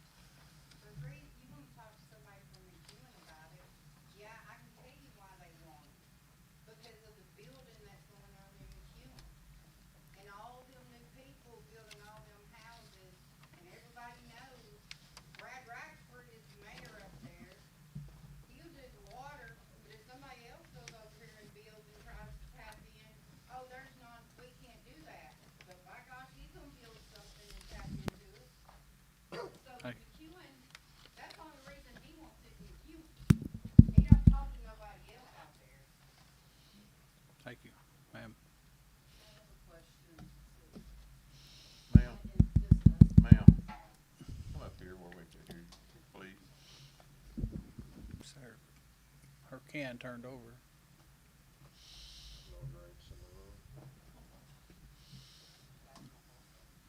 I'm JJ with the News Democrat, and I just have a couple questions. Now, can you hear me? Yes. Okay, so I'm JJ with the News Democrat, and listening to everything, I have a question. If this does get passed, are you in charge of selecting who's on the board, or will the people have an option to choose who they want on the board? So the way this private act is drafted, I believe I have an appointment, each of the 3 city mayors have an appointment, and the legislative body has appointments. So it's drafted to be spread out amongst the elected officials, which is, elections have consequences, don't they? I mean, that's what it's all about. I understand that. I was just wondering if there's a way for the people to have a voice in who's going to be on the board. Absolutely, it's who you vote into office. Thank you. You do have a voice.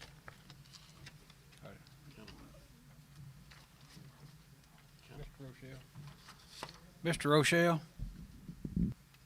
Like Mr. Pagriba said, this is just a study. If it comes back and we can't afford it, we're not out any money. So this is just a preliminary thing, and I don't see any downside to any of it right now. On the sewer, you're talking about Ms. Marin about that.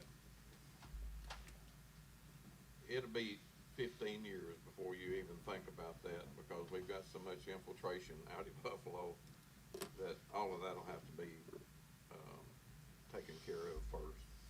And even if the study is approved by us. So that's what it's just a study. If it comes back and we can't afford it, it's over. We'll have to do and deal with what we got. But we've got a mess going on. I don't want anybody's to be thrown under the bus about as far as getting water all over the county. We just haven't got the money to fix what we've got. That's the bottom line. And if a study comes back and it's doable and the cities all go along, we'll do it. If it's not, we hadn't lost any money whatsoever. Now you. Thank you, Mr.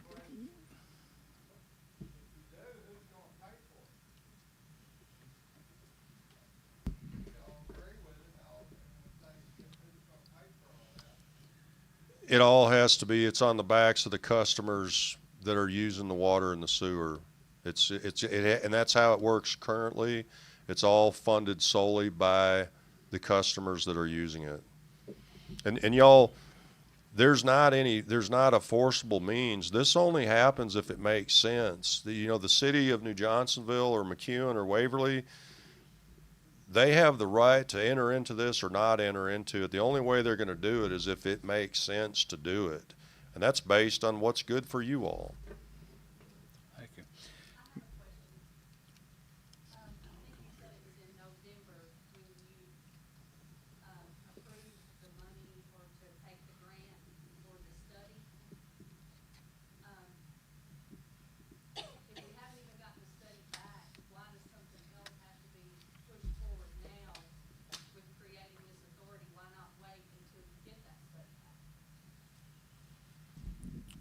It's just kicking the can that much further down the road. All of this stuff takes a lot of time. We had a grant opportunity through the CDBG to fund this study for a water authority, and this opens the door to receiving additional funding if necessary, and most likely it will be, to pursue this.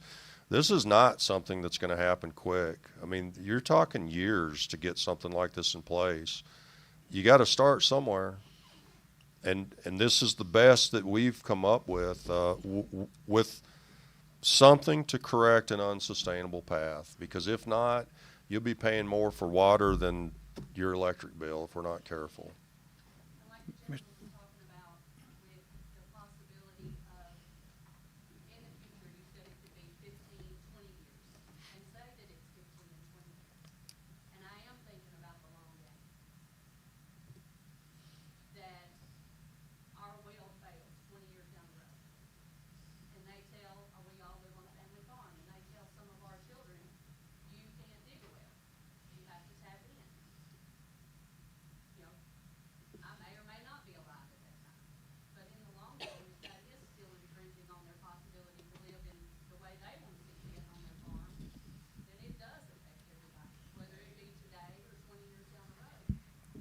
I understand that, and that goes back to that government overreach that we were talking about earlier. Yeah, everybody's concerned. I get that. Let me just share with you on these appointees. So, 2 commissioners who reside within the unincorporated area of Humphreys County, those commissioners would be appointed by whoever the county executive is at that time, and then approved by this 14-member body. So it's not, county mayors can't go out and just appoint anybody they want to. It takes 14 members here to approve those appointments. So I understand the fear of government overreach. I understand your fear of it. You all are the government. Are you afraid of your own overreach? I have faith. I guess I have faith in elected people. We got to trust you with something. We're trusting you with everything else. So I understand your concerns. I'm just not afraid of it. It's if we don't do it, what are we going to do to fix it?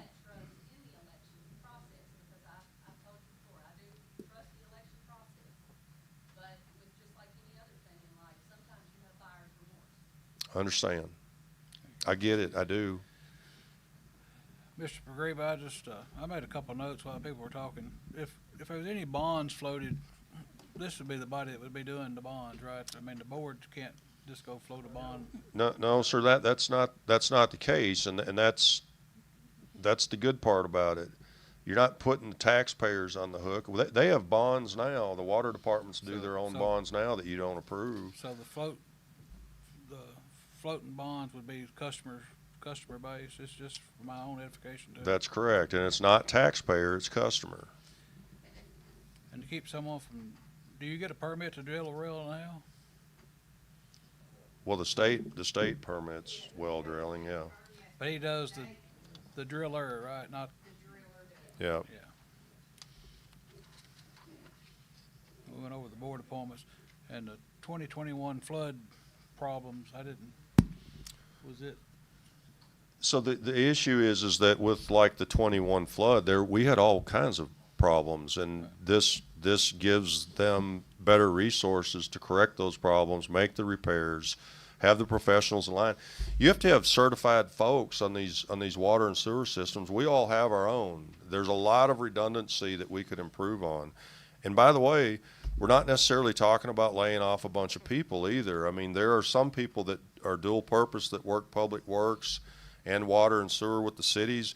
All that stuff has to be worked out. There's a lot of details. It's going to take years to iron this out. You have to start somewhere. Got one other question. Yes, sir. We passed this tonight. We used the grant money to fund this study. Yep. And it's going to come back to us several times based on that study. So this, just to get the study done, is basically what we're doing tonight. Is that a fair statement or not? I'll say this in full transparency.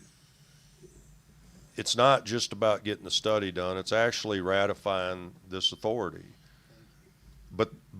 But no one is forced to join it. You know, New Johnsonville, the county, Waverly, no one is pushed into this. If it makes sense for them to do it, you have the tools in place for them to do it. So this is a tool that sits on a shelf until such time that it makes sense for someone to join it. I just want to, it's not clear in my mind. I want to make sure it's clear in their minds. It will be coming back before this board again before, if we ratify it, the authority. If you ratify it, the authority will be in place, and obviously before any of the utilities would join it, it would need to go to their legislative bodies, whether it's a city council or the county legislative body. The authority, and authority is, you know, I don't like that word. It just sounds bad. The authority doesn't have the authority to just go out there and take over water and sewer districts. Does that make sense? Yes, thank you. Mr. Jerry Hooper. Thank you, Mr. Chairman. I do appreciate that. Thank you very much. Number one, this is not a study. This has been touted as a study. This is the actual ratification of this private act that has been sent back to us from the state by a 2/3 vote. I did just say that. I know. I agree with you on that, Mr. Pagriba, but I had my whole list of things I was trying to go through, and y'all's personal conversation up there was Anyway, so that's one thing. This is not going to be coming back to us. Once we vote this by 2/3 vote, 2/3 majority, the authority is established. Okay? Number two, there are some paragraphs in this act that I am very much against. If you will look at section 6 on page 4, paragraph D, to enter into the agreements with the county, the city, the districts, yada, yada, yada, exchange, gift, devise, lease, whatever else it is, and it goes on down to say the subject of exercising the power of eminent domain. That is not the only place that this is stated in this entire act. I would like for you to actually look at page number 6, section 9. And this is a really good one for me. Condemnation and eminent domain.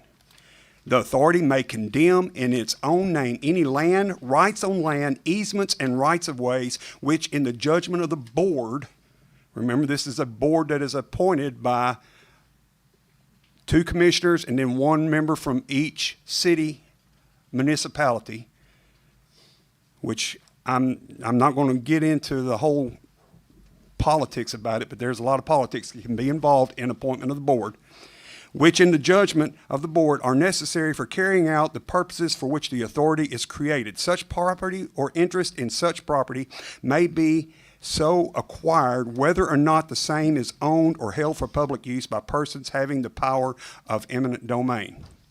There's more to that paragraph than what I'm going to go through.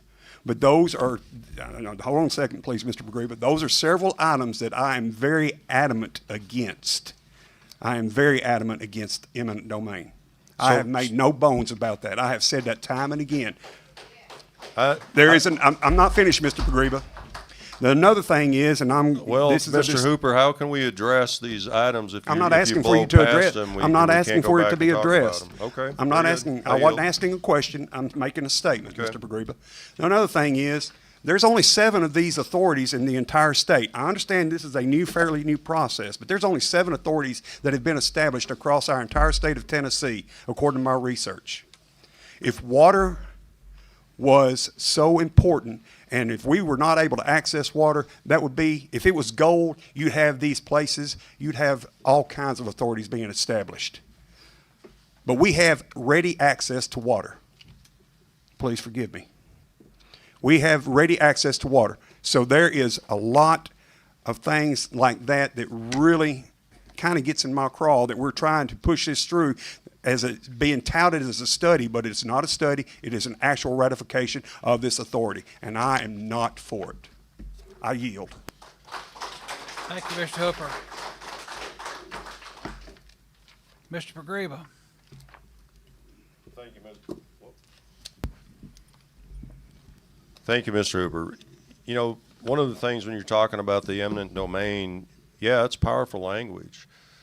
Most of them already have it. These water companies, the gas company, the electric company, that stuff's already all out there. This isn't something brand new that this authority just magically creates out of thin air and forces down everyone's throats.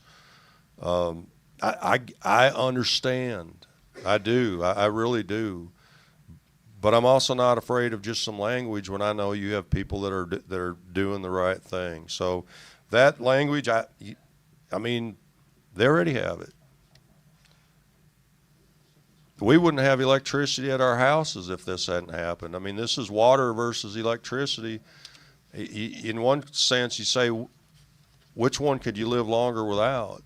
You know, I understand that. I really do, and I appreciate your input on it. I've never portrayed this to be a study. This has always been about this actual authority. So where that came from, I'm not sure. The study is part of it. We have funded it. We have $250,000 to utilize for this study. This thing resets if there's not anything done December 1. It's a dead subject, and if it's ever to come up again, all of the work has to go back through it again. So it'd be a waste of a lot of time and energy. Thank you. Thank you, Mr. Chairman. Thank you. Yes. You want to speak? I do. Most of y'all out there are not as old as I am. but I think when you were kids, you played in the creeks and all of this good stuff, right? I think all of you will say right now that any water table that you're crossing, the rivers, the creeks, and all this stuff, they're drying up. And when it comes down time that you're wanting water, and they're drilling wells now over 400 feet deep in this county, and still not finding water, what are we gonna do? And I probably misspoke a while ago when I said it was a study. We could shut it down, correct? We deem necessary later on? They said not. The actual authority? Yes. If we elect to go into it. Is that what we're doing tonight? No, what we're doing tonight is just approving the actual authority. It doesn't force anybody to join it. Okay. So that's where we're at. And these houses that she was talking about up in McEwen, you can shake your head all you want to, but all these houses up there, they're all digging wells. Is that correct? Out on the on Sheehy.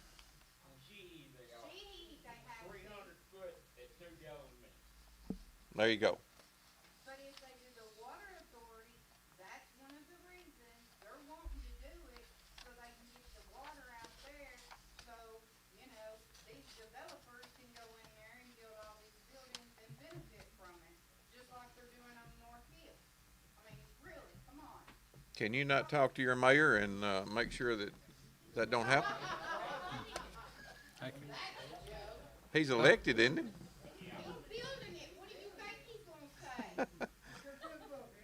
Okay. But that's a Mr. conflict of interest in the whole ordeal anyway. Mr. Hooper.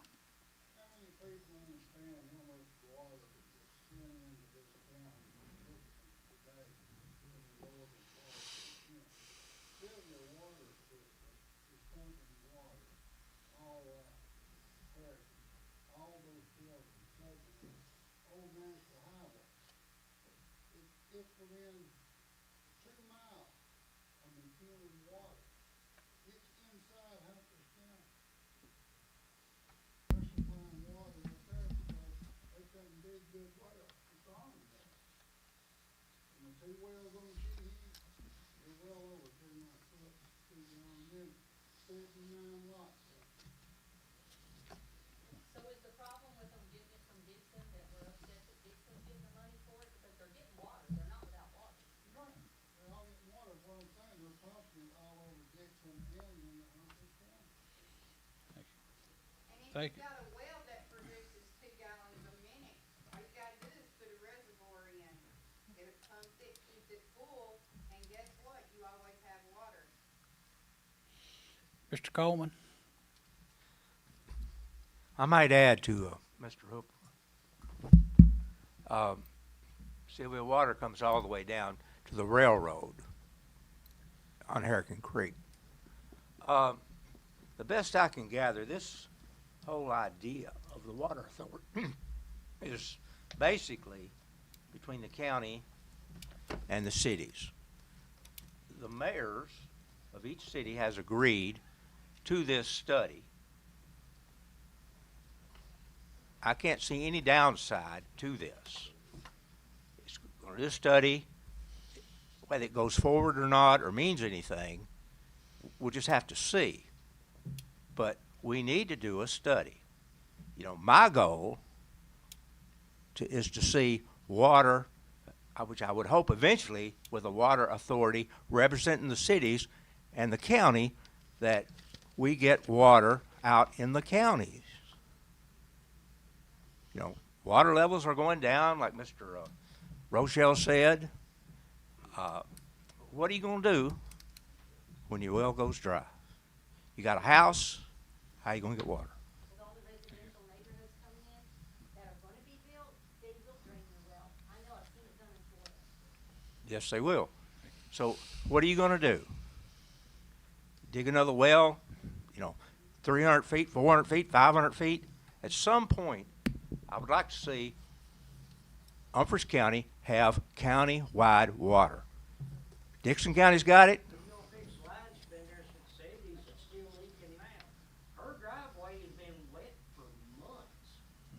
Dixon County's got it, Houston County's got it, Benton County's got it, Humphreys County needs it. Mr.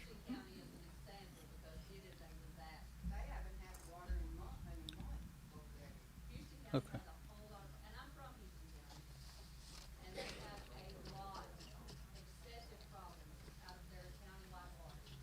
Thank you. Thank you. Thank you, Mr. Coleman. You done? Or you good?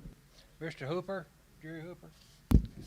Thank you, Mr. Chairman. I just want to reiterate one more time to the 13 of us that are up here. This is not an approval of a study. This is a ratification of the authority. This is not a study. This is actually a ratification of the private act that was sent back to us from the state legislature. Thank you. It's sent to next week, and then it'll be debated and voted on next week. That's how that should work. If it don't get out of committee, let's go right. Okay, any other discussion?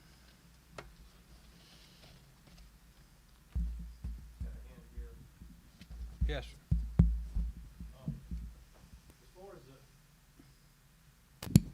My understanding from just looking over the legislation real quick is that once this authority is approved, as far as eminent domain is concerned, y'all don't have any control over this board, and the state has very little control over it. These other utilities have to answer to state boards of utilities. And so, you know, their plans run through that. This authority can formulate its own plans on its own, pass a bond, and begin doing stuff without any notice to the board and without any public notice. And we can't even without going to court do anything to stop that from going forward. So they're basically an independent. Once y'all pass it, the only control that you have over it is not appointing the members of the board. And once you do, they're in there for 4 years. Thank you. I have a motion, Larry Mayberry, second, Terry Coleman. Commissioners, please cast your vote.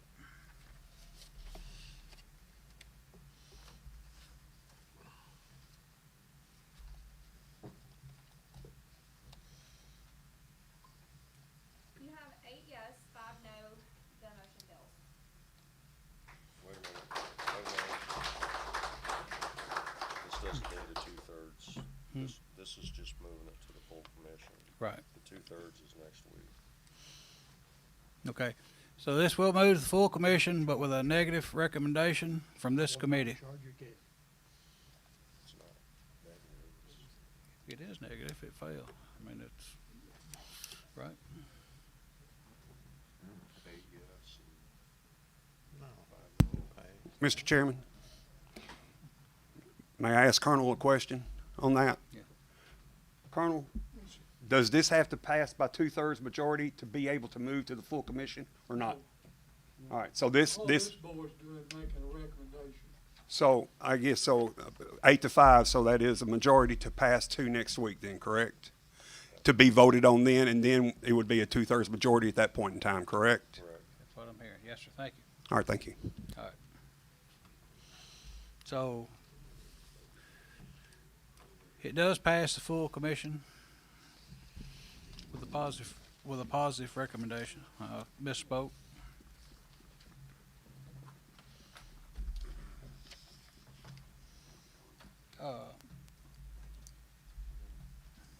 Next, we have notaries. We have Jimmy W. Perrin, new. Donna S. Logan, new. Rebecca P. Arnold, renewal. Leslie E. Curtis, renewal. Philip Shanks, renewal. Brent A. Davis, renewal. Mary K. McMillan, renewal. Have a motion, John Hurt, second, Kathy McClanahan. Commissioners, please cast your vote.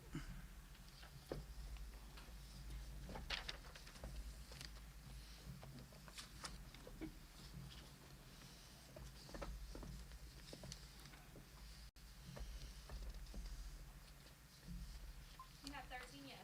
Thank you. Move the full commission. Next, under new business, we have presentation of the school board budget.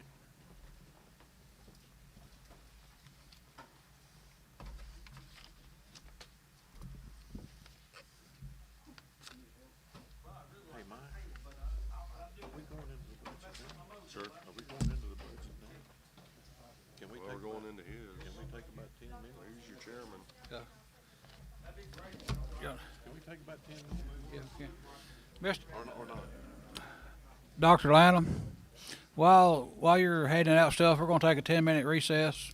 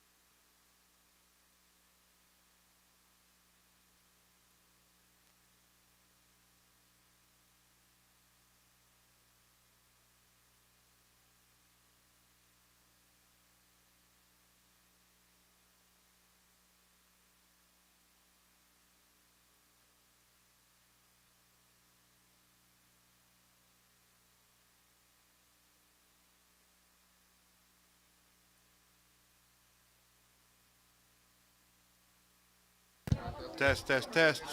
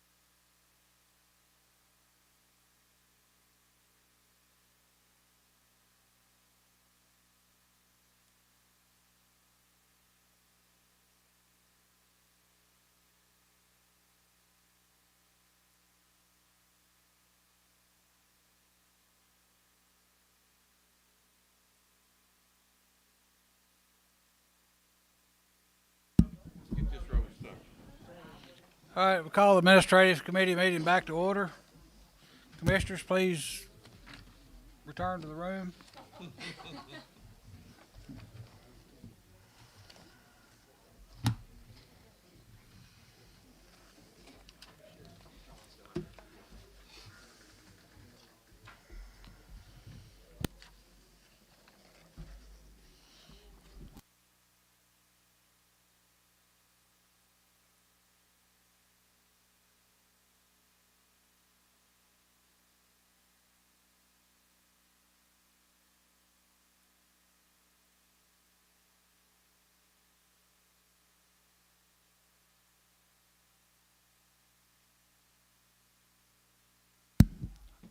Okay, call the meeting back to order.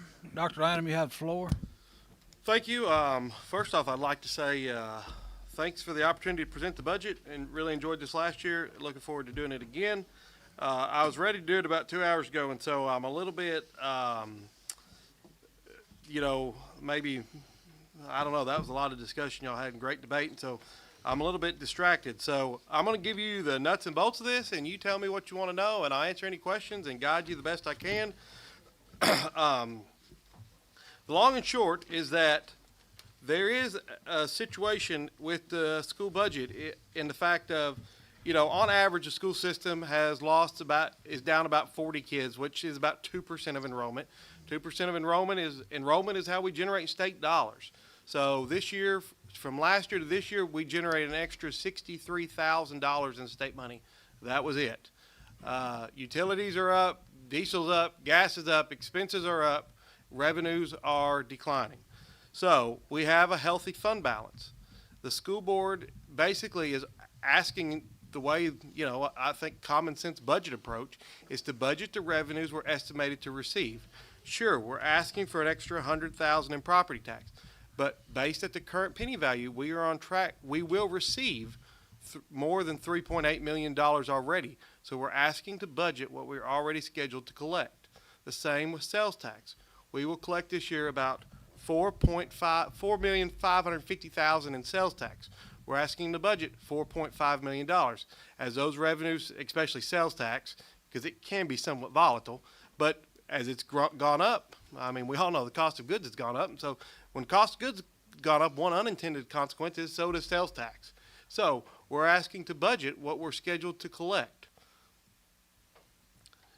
The school board, obviously, here's the situation the school system is faced with. As enrollment declines, there must be a plan to curve that. Now, I know that you might think, well, if enrollment's down 40 kids, well, how many teachers have you lost? Well, this year we're going to turn in 4 less teachers than we had the year before.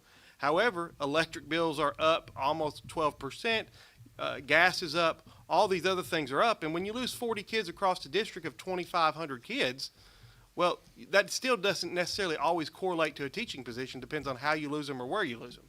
So you can't always assume those things. So this is a deficit budget. Now, that might make some of you nervous. It doesn't make me that nervous because we have a very healthy fund balance. So the way that we're planning to correct this is to delay capital projects like roofs, purchasing a bus, until we get closer to the end of the next fiscal year to determine where we are and how much money we've had. And then if we can incur those expenses, we will. Regardless, we have a fund balance to cover it. Now, the question becomes is every year this shortage is going to continue to increase. And so what is the school system's vision for how this looks? And with the help of the board, we are in the process of creating a virtual school next year to help recoup some of the enrollment. Unfortunately, the current administration in Nashville has created this atmosphere that school choice is a great thing. You can have your own opinion and I can have mine, but my opinion is it's not a great thing. However, we're put into a situation where if we continue to just offer school from 8 to 3 like we have for 100 years, we will continue to lose enrollment because people have options. So the school board and Mr. Martin and myself, we've been working on creating a virtual school that would start next year that would provide kids with a different option. It is a statewide virtual school. So it can actually collect enrollment dollars from kids that don't live inside of Humphreys County, which is a strange concept, but I don't create the rules. I just play the game. And so this would be a situation of that. However, it would also help us encourage some of the 525 students that live inside Humphreys County that attend a non-public school to hopefully curve some of that enrollment loss and provide a different option for students, because oftentimes they leave school because school no longer is convenient. They come to the age where they want to work, or they you know, have different obligations. And so we're working on trying to capture more enrollment to ensure that we can capture more dollars. That's in essence the budget. This is a budget with a 3% raise for all employees.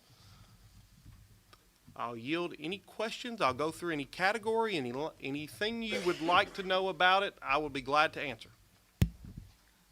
How much money is coming from the state? Do you have numbers on that now? Yes, sir. And how much of that will be designated for teacher and personnel? Well, to answer your first question, how much money is coming from the state? On page 2 of the budget, account number 46510, that's the TISA funds. And when you run those numbers, it's $65-ish thousand and some change from last year to this year. So due to the loss of enrollment, the amount of money coming from the state is not substantial. To provide a 3% raise is about $750,000, and we're only getting $63,000 more than we had last year. Also, I know what you might think, or you might not want to say it, but you might think it. You might think, well, just don't give a raise. You didn't generate any more money. However, remember, in education, we have state-funded minimum salaries. We have to have teachers starting pay next year at $50,000 by law. So, and I've heard what I would describe, you know, maybe if you were in a private business, how it would work. But in local government, you can't give one group of people, you can't have the first-year teacher making more than the second-year teacher. So when you move the first-year teacher to $50,000, you have to move the other employees accordingly. And so we had got early in these budget talks, we talked with the county, we talked with the other departments, and recommended the same raise that the rest of the county was recommending at the time. Thank you. Yes, sir.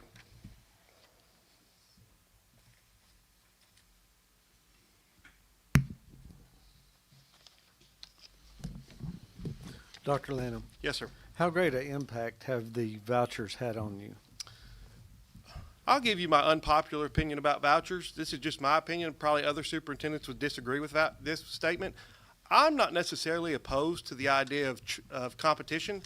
I think the St. Patrick's that we have in McEwen is a great and wonderful school, and I would never utter a bad word about that as a principal. When I was principal at McEwen, I think they do a wonderful job. Them kids that roll over to the high school, they were prepared. I can't say one negative word about it. I do think that my issue with vouchers is that the playing field is not the same. Has it impacted us? I don't think it's impacted us that much. The people that were going to St. Patrick's were already going to St. Patrick's. The people that have achieved a voucher over there, good for them, but they were really already, most of them were already there. However, I think we're blessed in this county to have that school. They do a great job and provide a wonderful education. And I actually think it's good that people have that choice. Do I wish vouchers wasn't a thing? Maybe, but what I do wish was that they took the same test we did so we could show how successful we are versus to how successful they are, so that you could really make some true comparisons of, you know, the schools. But to answer your question long and short, vouchers hasn't had a large impact yet. Now, if vouchers continue to expand in a way where they can go to they give categories of schools right now. You can't just go to a virtual school with a voucher. If it became something like that, it could devastate the school system. What's your opinion of vouchers? I mean, virtual school. Here's my opinion. Also, just Robbie's opinion. Probably not even Dr. Lanham's opinion. This is just as a citizen's opinion, and as a parent. I think virtual school is a sham. I think it's a terrible way to educate a child. However, you can get I earned a doctorate degree online and only had to set foot on Austin Peay's campus one time. However, what happens right now is our students can go to Penn Foster or these other independent online schools, pay a little money, and go. At least with the option we're looking to provide, one, they stay on track of Tennessee diploma standards. So they take the courses that our kids would be taking inside the brick and mortar school. So if they return to us, they're on track. Right now, if they leave us and go to one of those schools, it happens all the time. Then they say, well, I want to come back my senior year and graduate. Well, sorry, you didn't follow Tennessee's diploma standards. You follows New York's diploma standards where this company was. So you can't just come back to our school and graduate on time. So this would allow us to do that. Is it the perfect option? No. But is it better than what they're doing now? Yes. And is it the future? Yes. There's not too many products that, if you think education is a product, there's not too many products that exist the same way they did 100 years ago. And really, school has done very little evolving. You would thought COVID was like the time to evolve, but we all did it. Then I think everybody got so far out of their shells, they wanted to get back to their shells. And so, to me, there's been very little evolution, and we're trying to, I don't know, for lack of a better word, play a little offense and provide students with another choice. But you won't lose your funding. We will not lose our funding that way. I mean, to me, I mean, I have to look at this job sometimes as dollars, but it's more about what's best for kids. Well, what's best for kids would be in the brick and mortar. But the reality is right now they have the choice. What would be better for them is for us to provide a choice that we know meets the standards that they need to graduate. And we would continue to capture the TISA money for them. How many do you anticipate losing? I mean, going to virtual school? Well, I don't know the answer to that. On average, we're losing about 40 kids a year. Here's an interesting thing when we were looking at this. One, the virtual school would only be for high school. But last year, we lost, this year to this point, we've lost 162 kids in grades K through 12 to independent homeschool or an online virtual school. 86 of those are in grades 9 through 12. So if you really think about that for a minute, we've lost 86 kids in 9 through 12 to a virtual school, 162 in the district, but we're only down 40 kids. So really, Humphreys County is growing in child populations, but Humphreys County school system is losing them faster than they're enrolling. And so, I mean, I don't anticipate we will lose a ton, but we might lose some, but we would recoup the funding for them by providing a different option. Dr. Lanham? Yes, sir. While we're talking about virtual school, I'm sorry, Mr. Rochelle, were you finished? Okay. While we're talking about virtual schools, account 7110 on page 5. Yes, sir. Line item 312, contracts with government agencies, virtual school. Could you please describe that for me? That's $300,000. Yes. Is that what we're all talking about? Yes, yes, similar. I mean, this would be a good opportunity to explain this line here. The virtual school, this will come with some more iterations, but basically, we're going to hire an outside company to run this school. So you front the money to run the school, and then you generate the dollars the next year to load the budget. You have to front load it to pay for it, and then TISA is a lagged indicator, so we get the money the next year. So this year's budget obviously is based on the kids that we have at the end of this fiscal year. So we have to, in next year's budget, put the money in to pay for the virtual school, and then we would generate the money the next year, because at the end of the year we would have those kids enrolled. So theoretically, that $300,000 will be coming back to us next year's budget. Yes, with more. With more. Yes, because it's $7,500 a child is what we would generate in state. That's a minimum of what we would generate in state funding. If the child had as you know, the TISA has multipliers. If they have unique learning needs, economically disadvantaged, all those things. So at a minimum, that would be what you would generate. I guess you see where I'm going with this, possibly. No, sir. If that is money that's going to be coming back to us next year, and we're looking at I can't remember what the number band is, the numbers guy. What kind of a budget shortfall are we looking at? In the school budget, we're running a $1.3 million deficit. Okay. So we're actually really not asking you for this money. We're paying it out of the fund balance because we're going to generate it the next year. But 300 of that's going to be coming back next year, or plus, right? Right. Okay. But we're paying it out of our fund balance, really, if you think about it. Right. I understand. I see what you're saying there, but anyway, you answered my question on that. Gotcha. Thank you, Dr. Lanham. Mr. Pagriba. Thank you, Mr. Chairman. Dr. Lanham, you and I, we've touched base on this, but there's not been a decision made. What are your thoughts on the $2 million loan that's coming due in August for design of the new schools?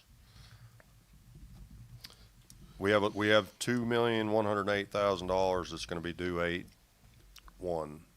Right. The school system has incurred, from my viewpoint, all that we can incur on. The school system can't take out a loan, so we come to you all to borrow money. We don't have the authority to. Right. We have no way to pay back the loan until we receive the reimbursements. I mean, it's not for lack of trying to get the money from FEMA. We just haven't received the money from FEMA. So I don't know what happens. So We're looking to you all for the answer for that, because we can't borrow money. We've been told, right? You've been told that this is 95% reimbursable, that they will even reimburse you for interest Correct. paid on it. And we have a scheduled payment, which who knows when will come, but I mean, they've obligated interest money to be reimbursed. Okay. So it's really, y'all, and I bring this up because a decision needs to be made, and needs to be made soon, because these things take time to put in place. Is the county going to borrow money again, and with a new maturity date, and pay off this initial loan that matures August 1st? And this is just for design to date. I think every dollar's been spent. How quickly would you foresee needing additional funding for the new schools? That's a very good question, and I think it was Ms. Phillips asked me, I don't know, 3 or 4 months ago at one of the meetings, when are we going to move dirt on that new school? And I said, based on what I know right now. However, then FEMA went into a partial shutdown.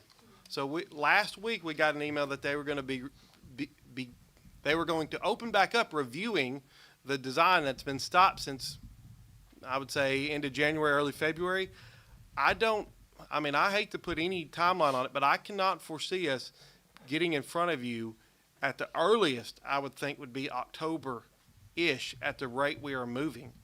Because once the environmental draft is completed, then there is a stage of a 30-day public period or a public comment period. So there are still multiple things once the draft's completed, and we're still not complete with the draft, and it is May. I would say September, October, getting in front of you would be a best case scenario.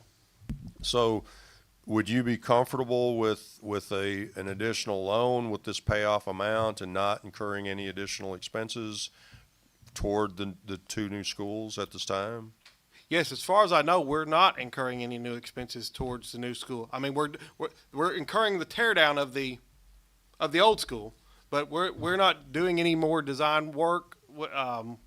We're sitting in a holding pattern because, I mean, as we talked before, it doesn't make sense to spend money. And I mean, we've spent the money on the design, so we're ready to get it over the hurdle. So, commissioners, historically on these FEMA projects, we have went out and sought loans to cover the expenses while waiting for reimbursement. That's how they've been tracked. It's how it's been done for the last 5 years. So the question to you all tonight is, do you want me to go out and seek funding? I do want to say one thing Yes, before sir. you get too far down that rabbit hole. Recall that there are some things FEMA will not reimburse interest on. Things that involve the tear down of the old school, FEMA will reimburse no interest on that project because it wasn't a capital project. It was actually the destruction of one. Yep. So it has to be, so like when we build the new school, FEMA will 100%, well, FEMA will not, that's a different story when we build the new school. But the other stuff we've done, yes, but the tear down is the one exception where FEMA will not reimburse interest because it's the destruction of a capital project, not the improvement or building of one. Okay, so noted, this is not, this $2,108,000 does not have anything to do with the tear down. This is strictly design on the new schools. Matures August 1st. If we're going to borrow money to keep this, well, we owe that money. As of 8/1, we owe $2,108,000 to First Federal Bank. So we're going to need a new extension or a new loan to carry that forward. And I know that it seems crazy because in our personal lives, this is like paying off your credit card with another credit card. I mean, that's the best example. However, I'm all ears for solutions, but I never imagine, we're still waiting on a $4 million payment from FEMA for the temporary school. That's been done, they've had for 27 months now. I mean, we keep being told it's going to go through. It's going to, but, and it has gone through. We're just waiting to sign a contract. Mr. Chairman, may I ask a question? Are you done, Mr. McGreevy? Yes, sir. Yes. Speaking of that, so in your fund balance, you have what, 14 million? No, sir. What is it? And if you approve this budget, if at the end of this year in our fund balance, we will have $10.8 million. 10.8, okay. However, next year's budget, we're planning to use 1.3. Okay. And there's 2 million of this that we're going to, or 1.6 million. It gets in a lot of numbers. Inside of this year's budget, we had took a 2 million that we did use $2 million to do some upgrades to Waverly Central. Is that already off of that 10.8 or is No, that before that? That's before that. So that comes off. So next year, our fund balance within it $7.9 million.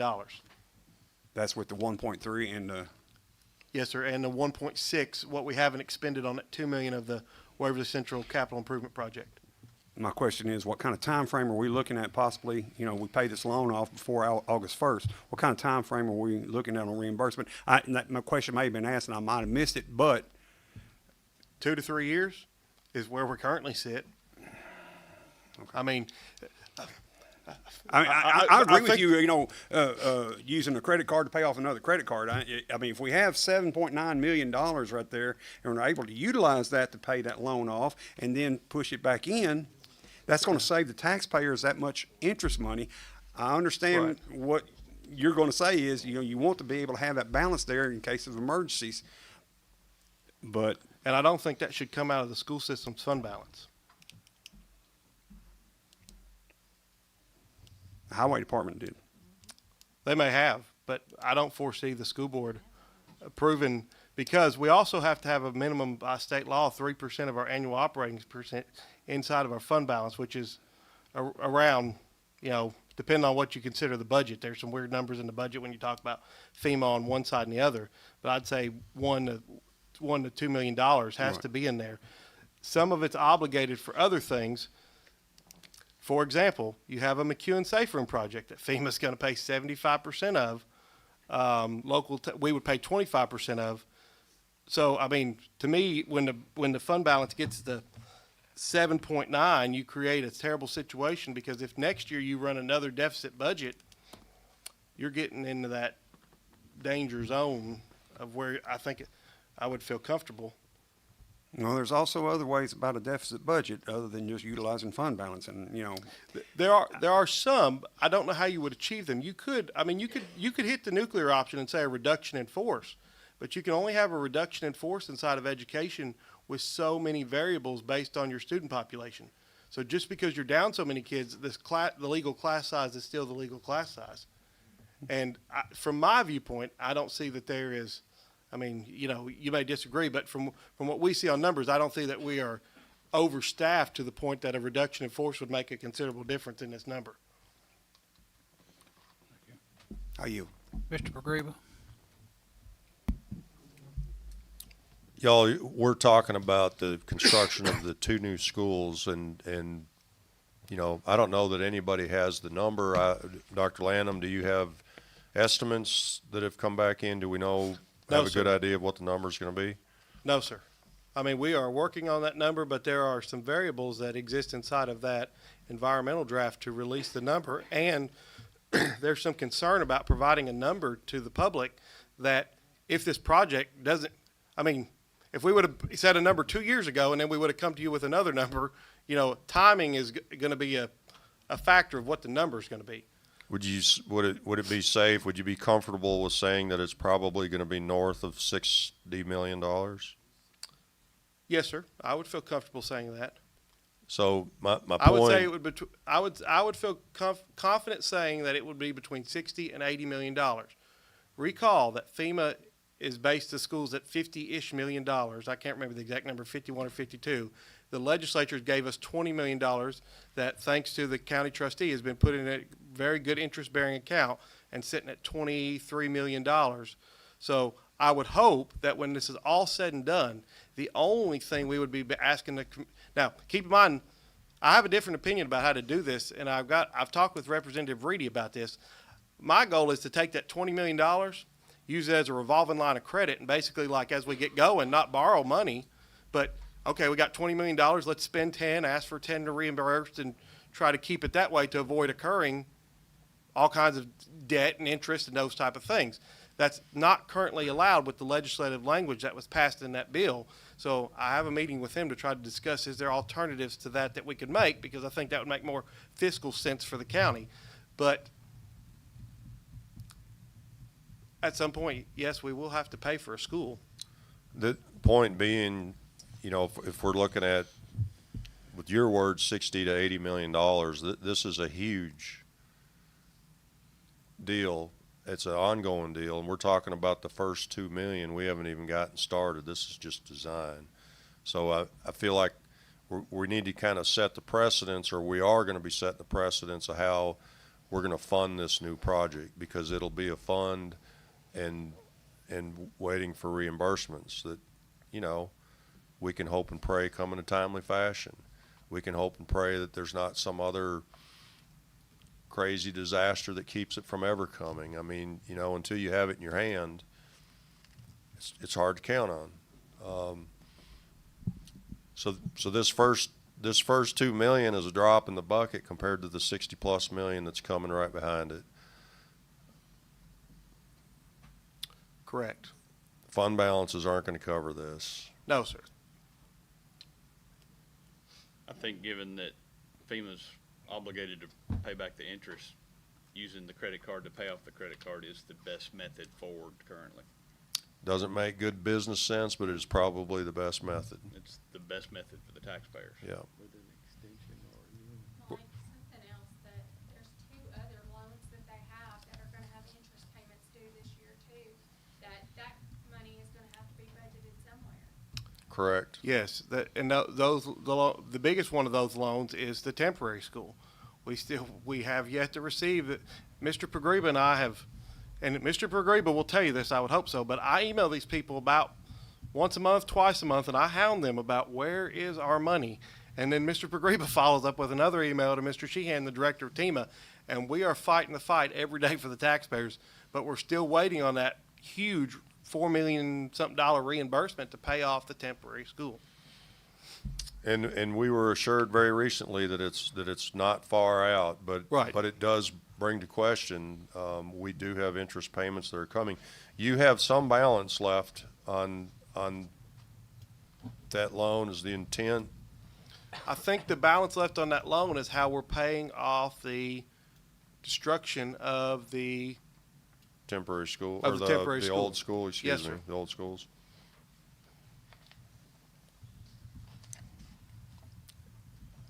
Other than that, that's not a reimbursable interest. Right, now that payment. one will not reimburse interest. FEMA's assured us of that because that is the destruction of a capital project. Okay.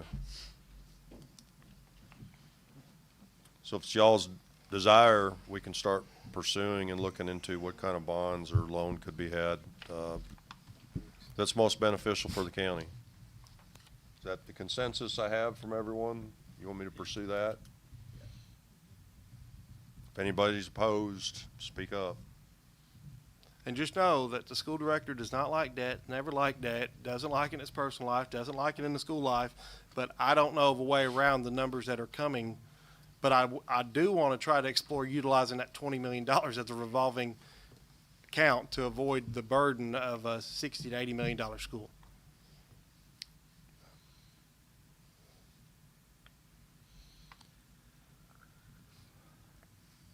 Where is the difference? I don't know. I got a question. Hit me with it. It's probably one of the ladies. On our financials for this month, general purpose school fund 141, showing $14,553,000, and you're throwing out a $10 million number. I forget what it was, but You're showing that in our checking account? showing that in the general purpose 141 fund balance, or That's correct. Leanne gave that to me. That was the balance. What is it? so there's about.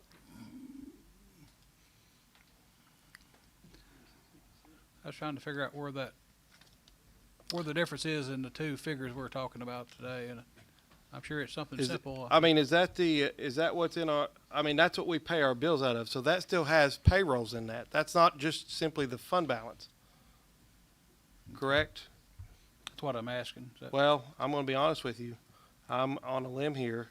I believe that to be true, though. You're That would be your fund balance. Everything that you spend every month comes out of that. right. So that At the end of the month, that is what your fund balance. right. So that's basically our checking account. So the reason these two numbers are different because we still have May payroll, June payroll, and then we run July payroll out of June. You still have 6 payrolls to come out of that number before we get to the end of the fiscal year. And any other expenses in the budget that are incurred. You do still have revenues that come in monthly also. Correct. Yes, there's still there's still some property tax come in, sales tax, but that's why those two numbers should not match. I mean, now at the end of the year they should be very close, but also know that this is the estimated year end. I mean, we estimate it in good faith, but What is an estimate of those 6 payrolls?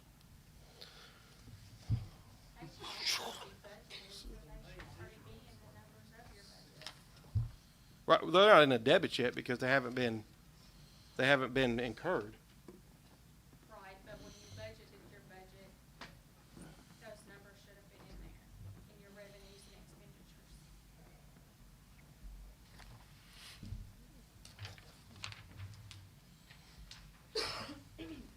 That's not how I had Mr. Martin study that for a second, but these numbers get pretty close at the end, but right now this is an estimated where we're at, but there are revenues to come in. What was the question? Somebody asked me what revenue, maybe.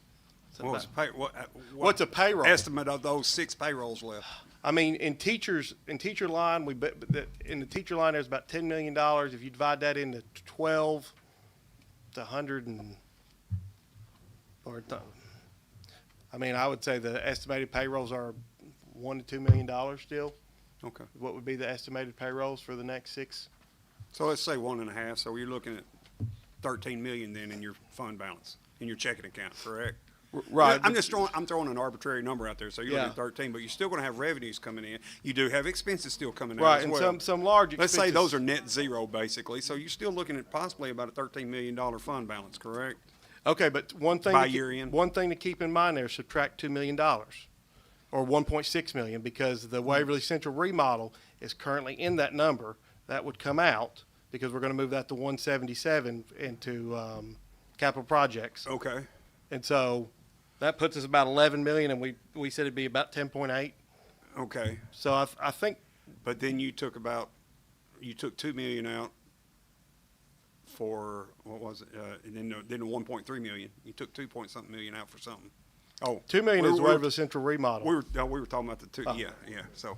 Has the work at the Waverly Central remodel been completed? No, sir. The cafeteria's been done. The gym floor's been done. They ran it in the paper the last 2 weeks, but there's 1.6 million left to expend on that. We've only spent about 400,000.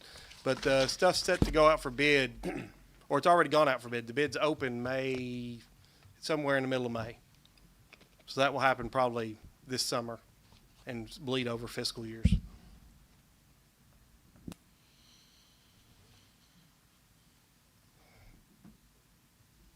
Oh, I'm sorry, also. Mike Parriba. The Child Advocacy Center that's down at the board office, the sheriff came to me asking about needing help to pay the utilities. We obviously don't have that in any of our budget lines. He's wondering about what budget line to put it in. Can you talk to this commission about what's going on with the Child Advocacy Center? Yes, sir. The Child Advocacy Center is a great thing. It does great work. Basically, they can do some forensic interviews for victims or for children that have been victims of sexual abuse or, mental abuse, whatever the case may be. They currently utilize half of our alternative school. I think in good faith, the deal was made 3 years ago to do that under the thinking, like we all thought, that progress would move much faster than it has, and the board office would be gone, and all of those things would happen. I know it's not a lot of money, but it's a lot of money to me. Is that it costs us about $7,000 to heat and cool and provide water to the old alternative school that the Child Advocacy Center uses. The school board has been paying that. So now we have half that building that we still use, even though we barely used it this year. We just used it for storage, but we have a plan to use half of it next year. So my request was to split that. We pay $4,000. The Child Advocacy Center pay $4,000 because they are utilizing that resource at no cost. However, I got an email from them that their funds had been severely cut, and I understand that, and I don't want it to go away. It's a great thing for children.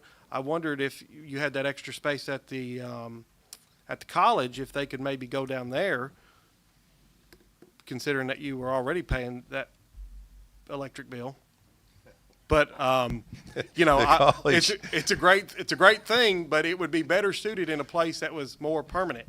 If we can convince Dr. Jackson with Nashville State, who has the full run of the college, you know, we might be onto What something about there. that, I like the way you think. That other building that was the Workforce Essentials building would be a great place for them. That building is becoming vacant soon. There's been Yes. several discussions about what the best use might be. That's a good use. So you're kicking them out? Is that what you're saying? No, sir, I'm not saying that. If they have nowhere to go, I'm saying that we're going to figure it out. But I just don't know why. I don't know how that's the burden of the school system to pay for. That might sound harsh, but when we're trying to get this thing to where we need to be, it just seems extra. And I mean, I'm not. And if they can't, I mean, we will figure it out. It's not. It's just the idea that eventually we're going to abandon that property. And, you know, eventually they need a permanent location or a more permanent location. And it serves multiple counties. It's not just Humphreys County that it serves. And it's a good thing. The sheriff and the previous director, Mr. Ride, did great work with that. I mean, it is a positive thing. Dr. Lanham, if they leave, are you going to quit heating and cooling the building? No, we would use the building. Right now in the board, at the board location, we are like on top of each other. And so we have one office that has 3 people that's like probably literally 20 square feet. And so we would utilize that building. So you would gain space, but you wouldn't decrease any expenses. Correct. But we would at least be using what we're paying for.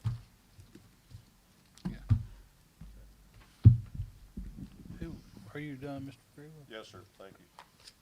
Who wants to speak? Couple of things. I'm gonna kind of bounce around for a second. Dr. Leonard. Yes, ma'am. If I'm not mistaken, for every student that you have that's enrolled in Humphreys County, you get money from the state, correct? Yes, that'd be correct. So when you start this online school, every student who enrolls, no matter where they are in Tennessee, becomes a Humphreys County student, correct? Correct. And we would generate the state funds for them. So therefore, you'll generate money by having an online school with students coming into it. And I think that was something that the board was missing on that. The other thing, Mike. Yes, ma'am. I've gotten a million and one questions about what we're gonna do, not what you're gonna do, with property that the old federally elementary school's on. So I wanted to suggest something for y'all to think about. Why not auction off that land and use that funds to help offset some of the debt for the new school? Well, I don't want to be adversarial, but before we get going there, that's not going to be the county commission's decision about what happens to that land. That land is owned by the school system, and the school board will make that decision. But I thought Mike had to bring it to you. If Mr. Pagriba, if the county court has the desire to build a park or whatever, they would present that to the school board for their approval, and the school board would make that decision. But the property rests in, the decision makers of that property is the school board. My simple answer to that was, do you not understand that I don't get to make any decisions around here? But a little birdie and old records that y'all do on a portion of that land, so don't you have some rights to it? There's some confusion to the deed and the title of that property. You know, we're not going to fight about it, are we, Dr. Lanham? But No, sir, the because we decision talked to the decision Counselor has not Williams. been made exactly on what's going to happen with that, and it's certainly not my call. So. Well, basically, you know, as we've talked to council and to other council, you know, I believe a court of law would uphold that the school system has the authority of that property. And so that, however, let me just say this, the school board doesn't, I mean, I hate to speak for the school board, but obviously those 7 members all have their own varying opinions about how we should achieve it, but we don't necessarily want to continue to own the old Waverly Elementary and junior high property after it's done. I mean, it to me would make sense for it to be a park. However, you know, the semantics of how all that would go down would be a great debate and healthy discussion between the two bodies, because ultimately the school board would be the one to make the decision about how the school would separate from the property. But we don't want to continue mowing it, keeping it up. You know, I mean, eventually we want to get out of the business of that. Dr. Lanham, Yes, with sir. that property, what are the restrictions that'll be on it given the FEMA reimbursement and everything? The restrictions on it is that, one, it converts to greenway. And so that's part of the, you know, construction setup. And then it's not so much that there's restrictions on us. We are allowed to sell the property. We are allowed to do things. But whoever purchases the property is going to have severe restrictions because it encroaches into the floodway.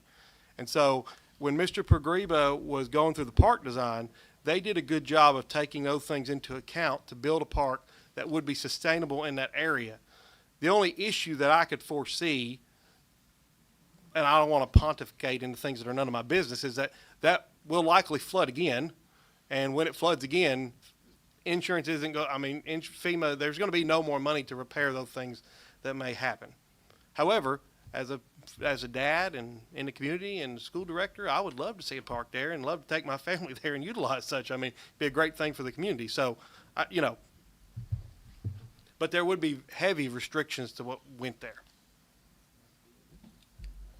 I think y'all that there is a good working relationship, and it's not the yours and mine, and you know, it's at the end of the day, it's going to be about what's the best use for the community and that property. And if the conviction is to sell it and use the money for something else, then that's one thing. If the other part is that we dress up East Main Street and have a park, I mean, that's decisions to be made coming at some point in the future. Thank you. Thank you, Mr. Chairman. Dr. Lanham. Yes, sir. Back on budget, please, Okay. sir. We haven't Account talked much 7. about that. Account 72220 Special Education Program. Line item 399. Can you please explain, did you add another personnel? And Well, how is that dispersed? 72. What page number? It's page 12. That would be easier. Yes, 7220. Mm-hmm. Line 399. That is That's correct. Other contracted services. That is correct. Okay, basically, here's the situation that we're in with that line. This goes back to speech. If you look at line 189, 189 goes to zero. We rolled that money down into other contracted services because we're required by law to provide speech for children that are eligible under IDEA. And so, because we have had such a hard time finding a speech language pathologist, we've had to resort to virtual speech. So we zeroed out 189 and we rolled that to 399 other contracted services so that we could pay for the virtual speech. Thank you. I yield.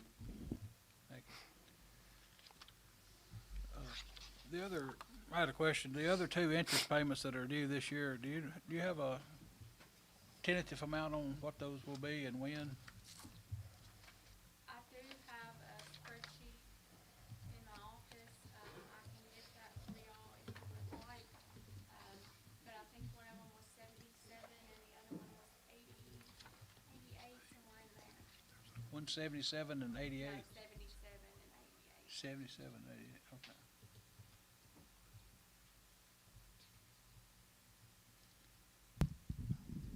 Mr. Chairman, we have a payment due on February 1st of $88,473.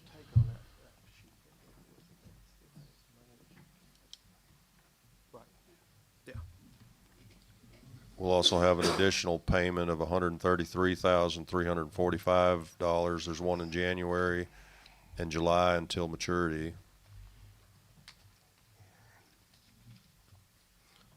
Of course, there's the payment on those energy efficient light bulbs that we're going to be. That we're paying for. That's in the budget. That has more than light bulbs. But it has cool flushers too. They flush less water down the commode. It was I'm sorry I couldn't help it. 0.5% interest. It was a good deal. And we replaced the boiler and the chiller. So, which is so anyways, but yes. Are these 5 payments in your budget anywhere, or is it going to be I'm coming sorry? to us? The interest payments? Yes. There's no, aside from the EESI loan, there's no, none of that is in our budget. You'll be coming to us for the money, or? You could phrase it that way. I mean, it is your loan, for the school board. And so, I understand that. I'm just trying. I don't know, but I don't know how we would generate. I mean, we don't have a way to generate the money. You know, it's a waiting reimbursement.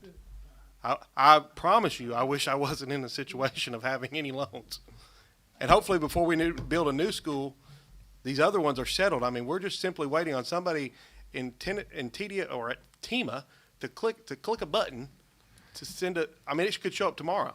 I find it interesting. I'm just going to say this. It's interesting how it's your money and it's my money. It's my money when I'm spending it, but it's your money when you have to pay it back. And I say that in jest a little bit, but what I need everybody to start thinking about, it's not your money. It's not my money. It's taxpayer money. Right, but understand and we obviously are all trying to figure out the best way to do it for the taxpayers of the county. Right, but understand when y'all approve a loan, the school system cannot incur debt. That's right. So we need to be very careful Yes. about the loans we incur. For sure. Yeah, ask a lot of questions. But the school system cannot incur debt. Right. Mr. Malone? Yeah, Dr. Lanham, I would like to make a statement and let you tell me whether or not I'm correct in this. Okay. Okay. You have submitted a budget that has a deficit, of which you're asking for an additional $300,000 above what the county budgeted last year, but what you actually collected. Yes, sir. And you are paying $1.3 million out of your fund balance to cover the budget deficit. Yes, Is sir. that correct? That's correct. I'm not here trying to ask you for more than, I'm asking to simply take which is what I asked you for last year for the record, to budget what we're collecting, which is I think how budgets should work. And that's all I'm asking for.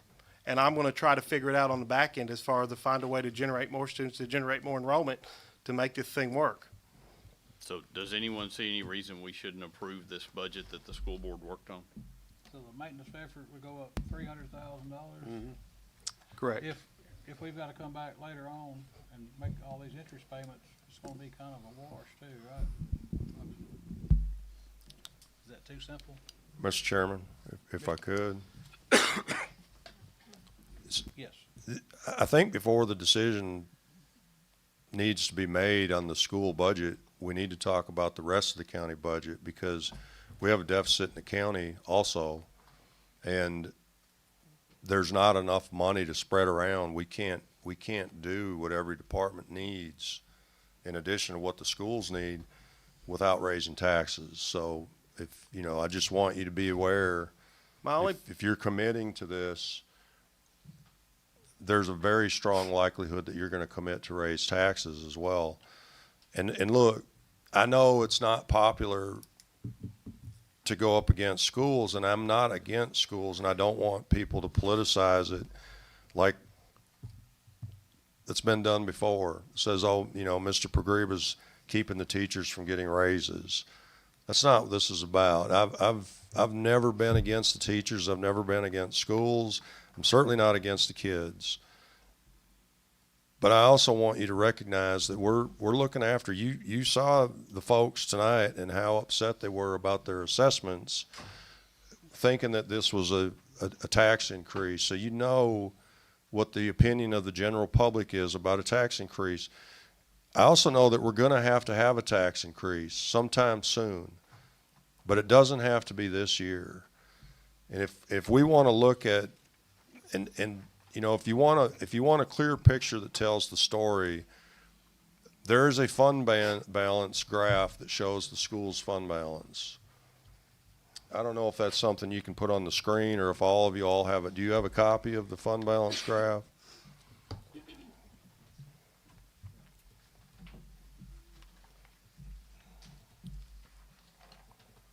Last 2 years or?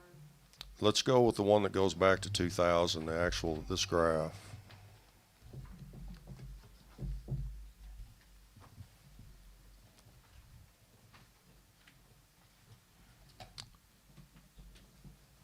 that's just the nuts and bolts of it right there. The big dip was the large capital improvements that were approved to be done.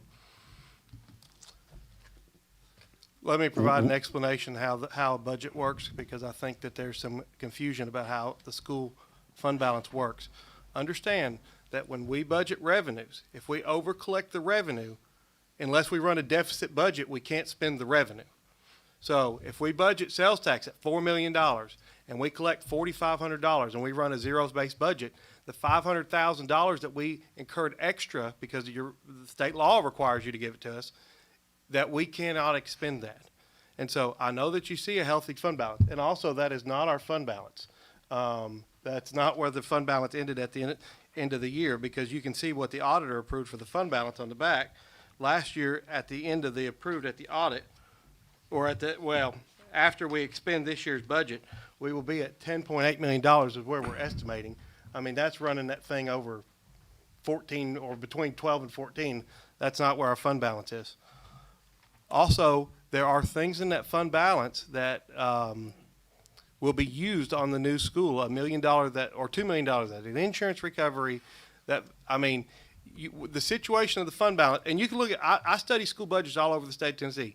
The situation with the fund balance is if you're watching this on YouTube and you're in your school system and your school system doesn't have a high fund balance, I'd have a lot of questions, because if you use government money appropriately when all the ESSER money came in, you tried to utilize that money in a way to do that.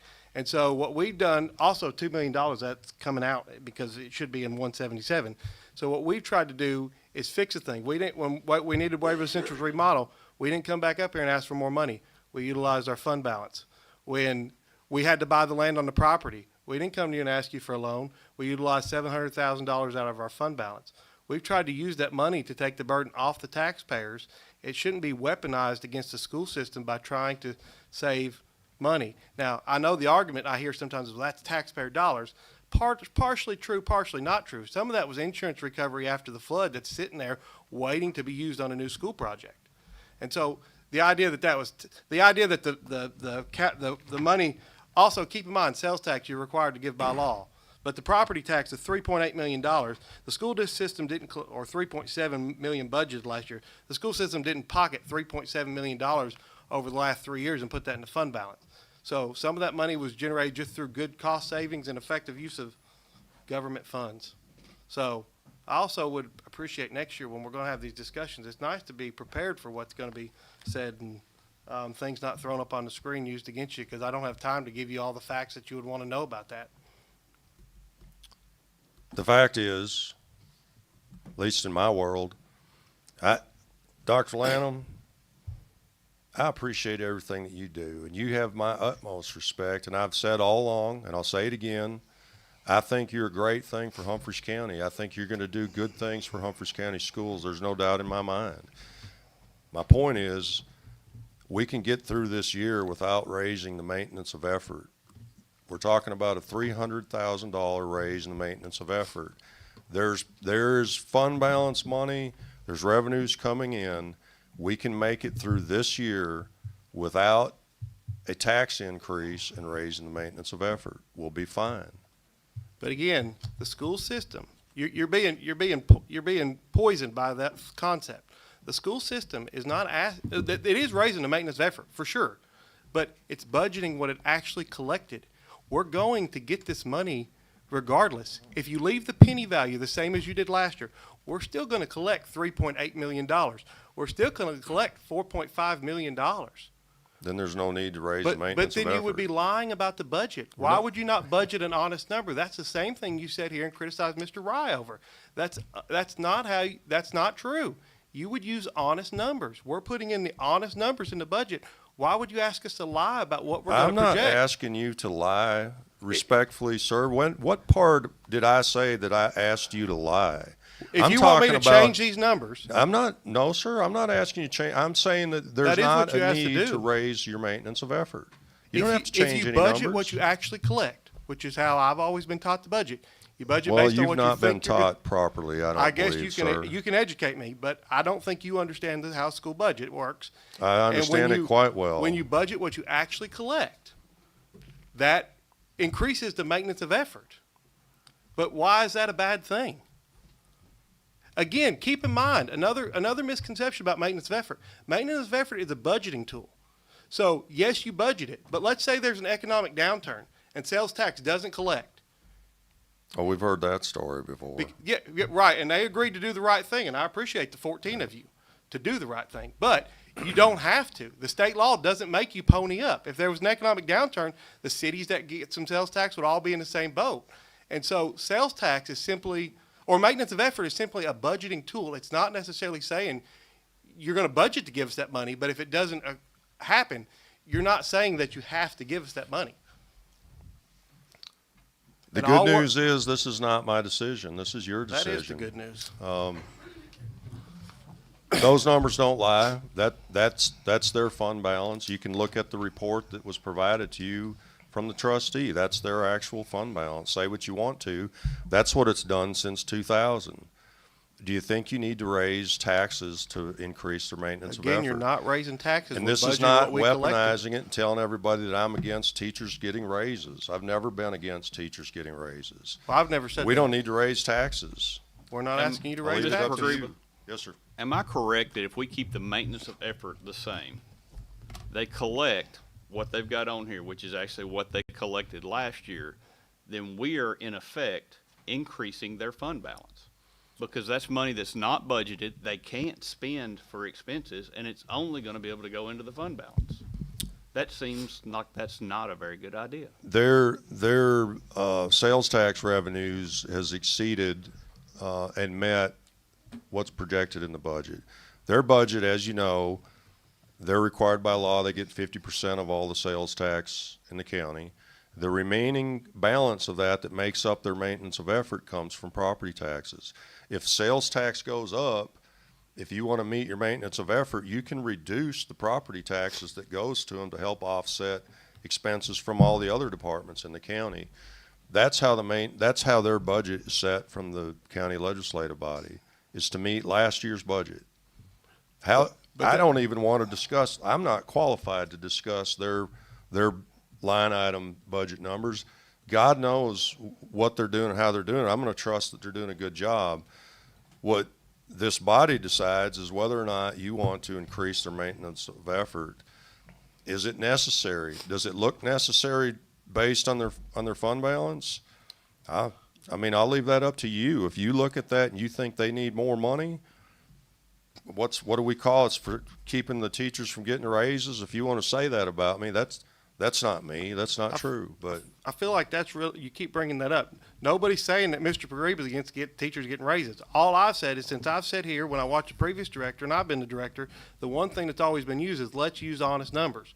We're putting in the budget what we collected last year. We're trying to use honest numbers. If you want to keep the maintenance of effort the same, decrease the sales tax $400,000. We're going to collect it. no, why not decrease the property tax? Because property tax is a stable number. We need to depend on that. Sales tax is a stable number. We hadn't missed it in 3 years. Or right, longer. but the difference is sales tax we are going to collect by law. Property tax we only collect what you all give us. Yeah, that's the right. difference. That's right. And so we're budgeting based on the honest numbers. You can manipulate this how you want. We're budgeting based on honest numbers. That's not the point, Dr. Lanham. Respectfully, sir, that's not how your budget is The only comprised. time you want the budget to be misconstrued is when it benefits you. When we're trying to do the right thing, you use it as a weapon against us. That's just not good. That's government. not true. Disagree, Well, that's sir. how it's seen from my end. I'm sure it does. Mr. Bereba? Yes, sir. Dr. Lanham, I mean, yeah, we don't want to raise taxes, but I'm all about compromise, and in the past, I've always been about compromise. You know exactly what I'm going to say. I don't, but I'm looking at the numbers, getting ready for it. Okay. What if we went half? 150 out of fund balance, 150. Well, I understand that, but I mean, that's a compromise.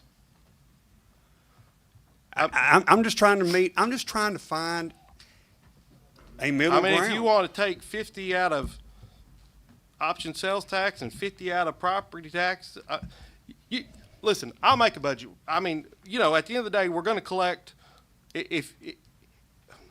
I mean, this is what the school board did. I think this is very reasonable because at the current penny value, we're going to collect $3.8 million. And so I don't think the school board is asking for a big lift.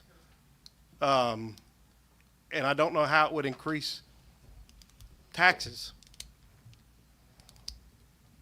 But I can explain that. I think you've tried, but It's going to increase taxes because there's not enough money for all the other departments, unless the sheriff, if you can get him to give up $300,000 out of his budget. Sheriff, can you spare $300,000?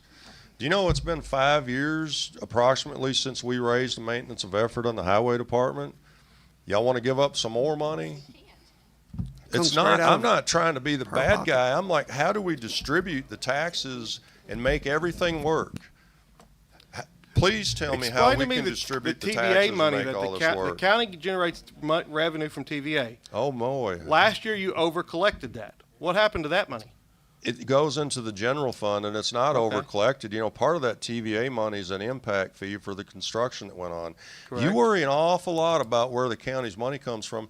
Look, I'm just saying there's other revenue sources that exist than just these. I mean, there's a lot of other revenues, but we have to meet the entire county's budget. Well, I understand that. So who do you want to take the money from? Which department doesn't get to meet their budget? So you can have yours, sir, because your fund balance is depleting so quickly. All we're You're asking just broke, is what we aren't got you? last year. That's what we're offering you, is meeting last year's maintenance of effort. That's what we're required. But what we're trying to do is budget the honest numbers. That is the honest number. No, it's last year's budget. No, sir, that's not. It is, Sales 100%. Tax, did sales tax not grow? Yes, it did. So why would you not budget the new because sales tax that percentage of estimation? property tax can drop and help pay for the other departments that there's not enough money to cover. I follow your logic. Your logic is that sales tax grows, property tax decreases. However, to me, this is an investment in the school. So as you can't, we don't look at decrease. This is how we got into this situation. One thing to point out, I think this is important to point out because it seems like the school system, let me find that spreadsheet. 3 years ago, the school system collected $4.2 million in property tax. Okay? I have that right here somewhere. Let me spread this out. I have all my federal. Also, keep in mind we have 3 other budgets. They're all zeroed out. Hopefully, we don't have to have a deep discussion about them. But I think I can help you. We clawed back some property tax because you were underreporting your sales tax revenue historically for years. Partially true. Well, I know, but to your point now, I'm trying to honest report it. You're wanting to claw back more property tax, and we cannot afford to do that. Nothing dishonest about that, sir. But in 23-24, the county the school system collected $4.2 million in property tax. There was several pennies taken to the effect of 8 or 9 pennies. I don't remember the number. But at that time, the county had the state made a large investment in public education, TISA funds.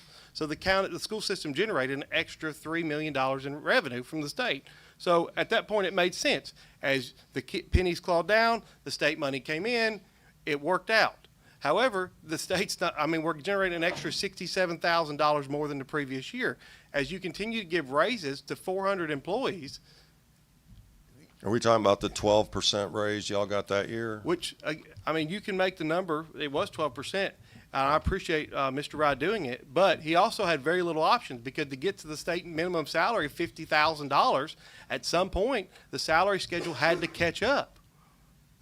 We have state mandated salary schedules. It's not something that the school system just created out of thin air. We're required by law to meet that number. I understand all that, sir. My simple point is that we don't have to raise property taxes this year. We can meet last year's maintenance of effort, which is what's required. You'll still be able to do your business as usual. Everybody gets their raises. You're fine. You're not hurting. The rest of the departments, they don't have that kind of fund balance. The funds are not there to cover the sheriff's expenses, the highway's expenses, and all the other departments, sanitation. The money's not there. You tell me how we're going to get it. Well, that is a decision that is that's not yours, that's theirs. That's right. But you give them the revenues, they sit down and look at them, you try to, see where you're gonna over collect, like in TVA cost share, and you budget appropriately. We are budgeted appropriately. And so I think that there's revenue there. We're asking to just report what we collected last year, actually budget it, because that's what would make sense. You bring up the TVA cost share. This is not, there is a repetitious cost share that we get every year. This was an impact thing. This doesn't last forever. It decreases every year. It's a 4-year-long thing. Right. We're talking about reoccurring expenses and reoccurring revenues. How much was the budget and what the actual collection of the TVA funds? Last year, Yeah, what did you budget versus what you collected? well, we budgeted and collected the actual on their payment in lieu of taxes, and the impact fee that no one knew anything about came in. I don't know, was it 7? Yeah. Mm-hmm. So I don't know what your point is. So it goes into the general fund for county purposes. Are you're saying that you deserve that because the county was paid that? Well, I mean, You it is can the if county's you- if it's responsibility to needed. fund the school system. I mean, Yes, sir. It is the responsibility. Did you know that we fund the school system over $3 million higher voluntarily over years of what's required? Heaven forbid the county invest in children, Mr. Pagreba. Heaven You've forbid. been down 400 students, and no one's ever asked you for a dollar back. We didn't ask for the flood. We've done the best we can. Go up to that temporary school. Spend one day up there with those teachers in them small classrooms, busting every day, giving everything they got. Doesn't have a window in the room. And you're sitting here acting like And how is this going to fix that, sir? Are we going to we're build a trying new to at least temporary pay school? them what they deserve. That's what we're trying to do. Oh, that's what this But is. you It's- are we're not back for to- teachers getting We're a back raise. to the teachers' You're not raises. for that. You've never been for that. Just call it what it is. Pardon me. It seems like we're going in circles. We need to take a little break from this and proceed with the rest of the meeting. We need to decide at some point what to do, not necessarily tonight. And Thank you, Mr. Coleman. Thank you, Mr. Coleman. I needed that.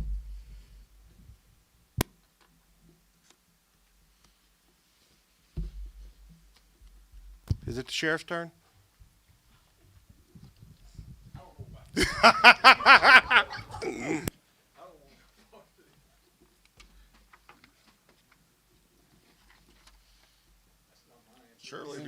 Surely between the two of you, you can decide how we're going to pay everybody.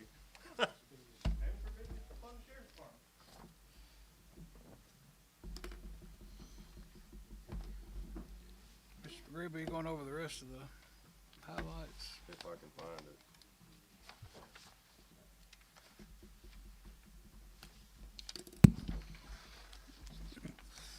Mr. Chairman, before Sheriff begins, Dr. Lanham, so you said the other budgets, the cafeteria plan and the other budgets, they were,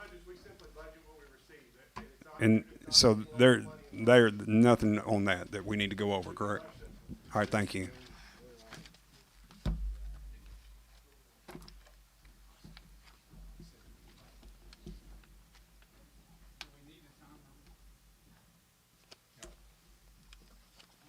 Question is, do you?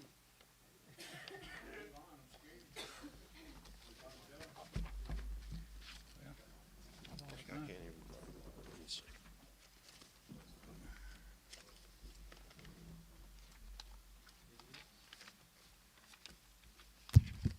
More better.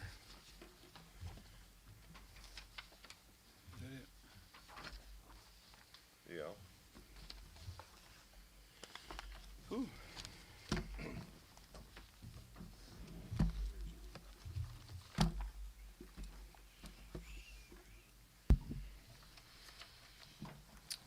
Motion to. I'll be with you as soon as I get my heart rate turned down. You need a break, seriously. No, I'm kidding. You scaring me. That's saying something. Just remember I carry a gun. I'm joking, by the way. So y'all look, we've got just a brief recap on some of the other budgets countywide. I will say this.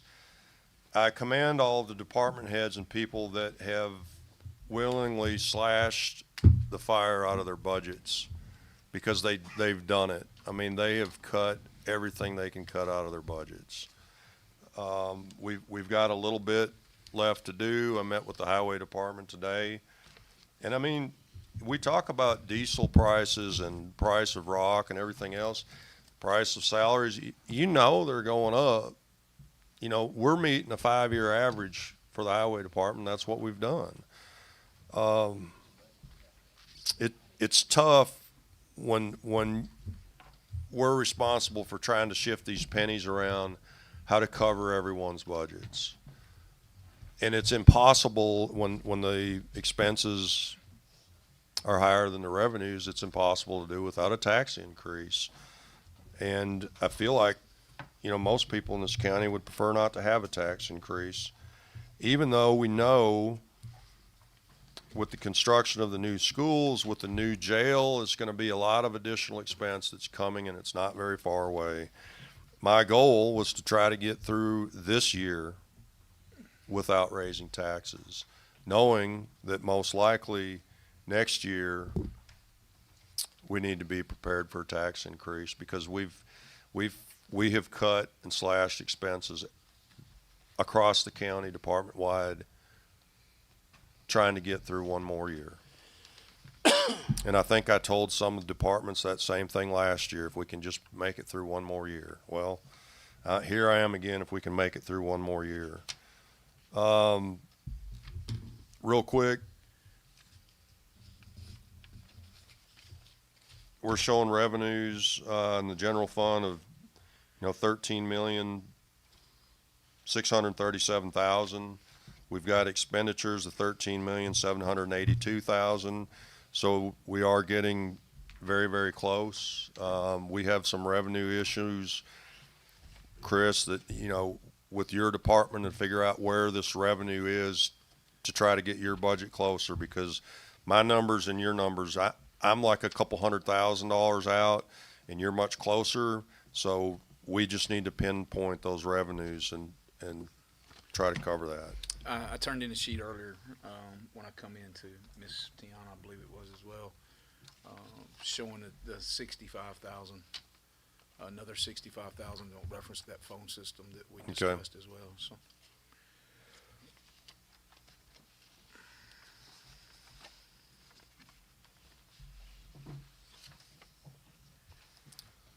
Solid waste and sanitation, actually, and we did make those cuts today. I mean, we had to cut everything. I mean, we're talking about repairs to equipment, tire budgets. I mean, we're cutting everything to get it down to a point that it's a structurally balanced budget. What the direction that I've given everybody, department, countywide, you know, most people, when they do their budgets, rightfully so, they put in a little something for the what ifs, you know, the when this happens.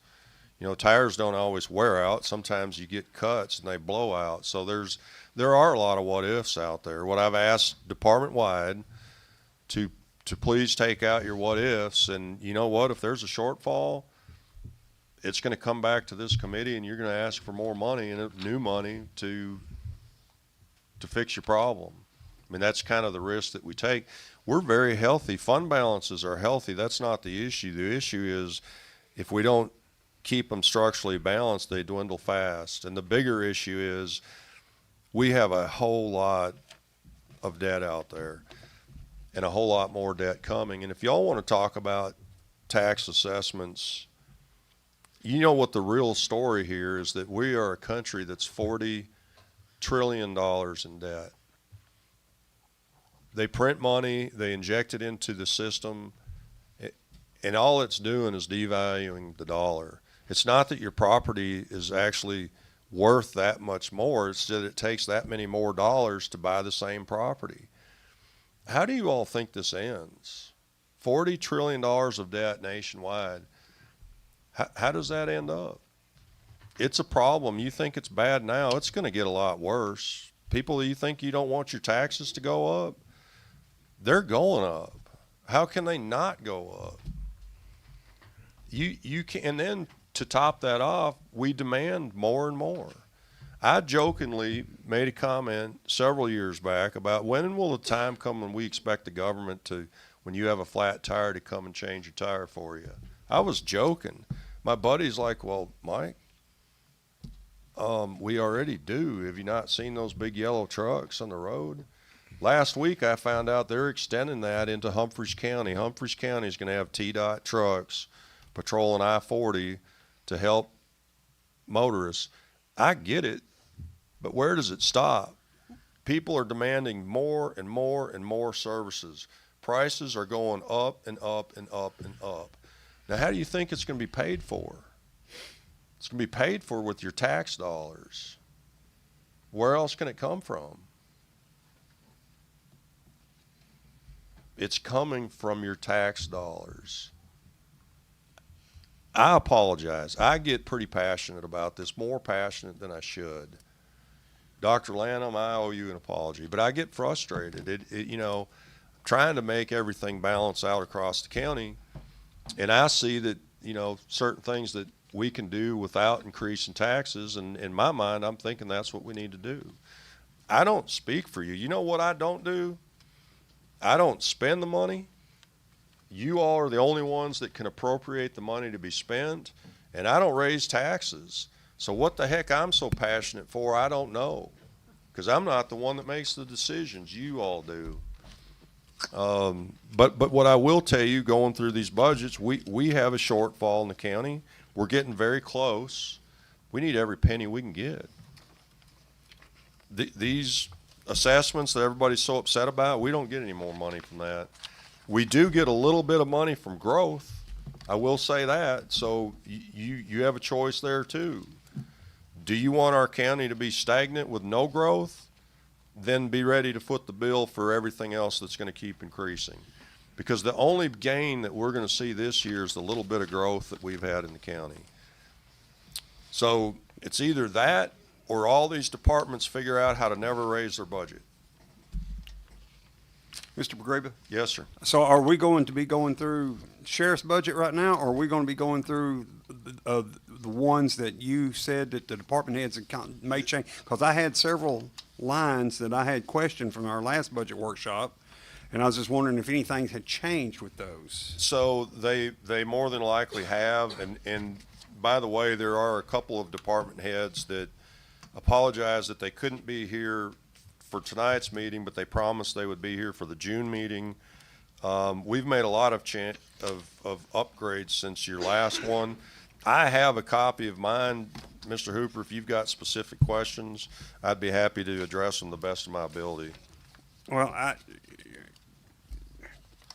Sheriff, I don't know. Are we willing I to go didn't through plan sheriff's on first? going through our budget line item by line item. Everybody's been working real hard to cut it to where it needs to be.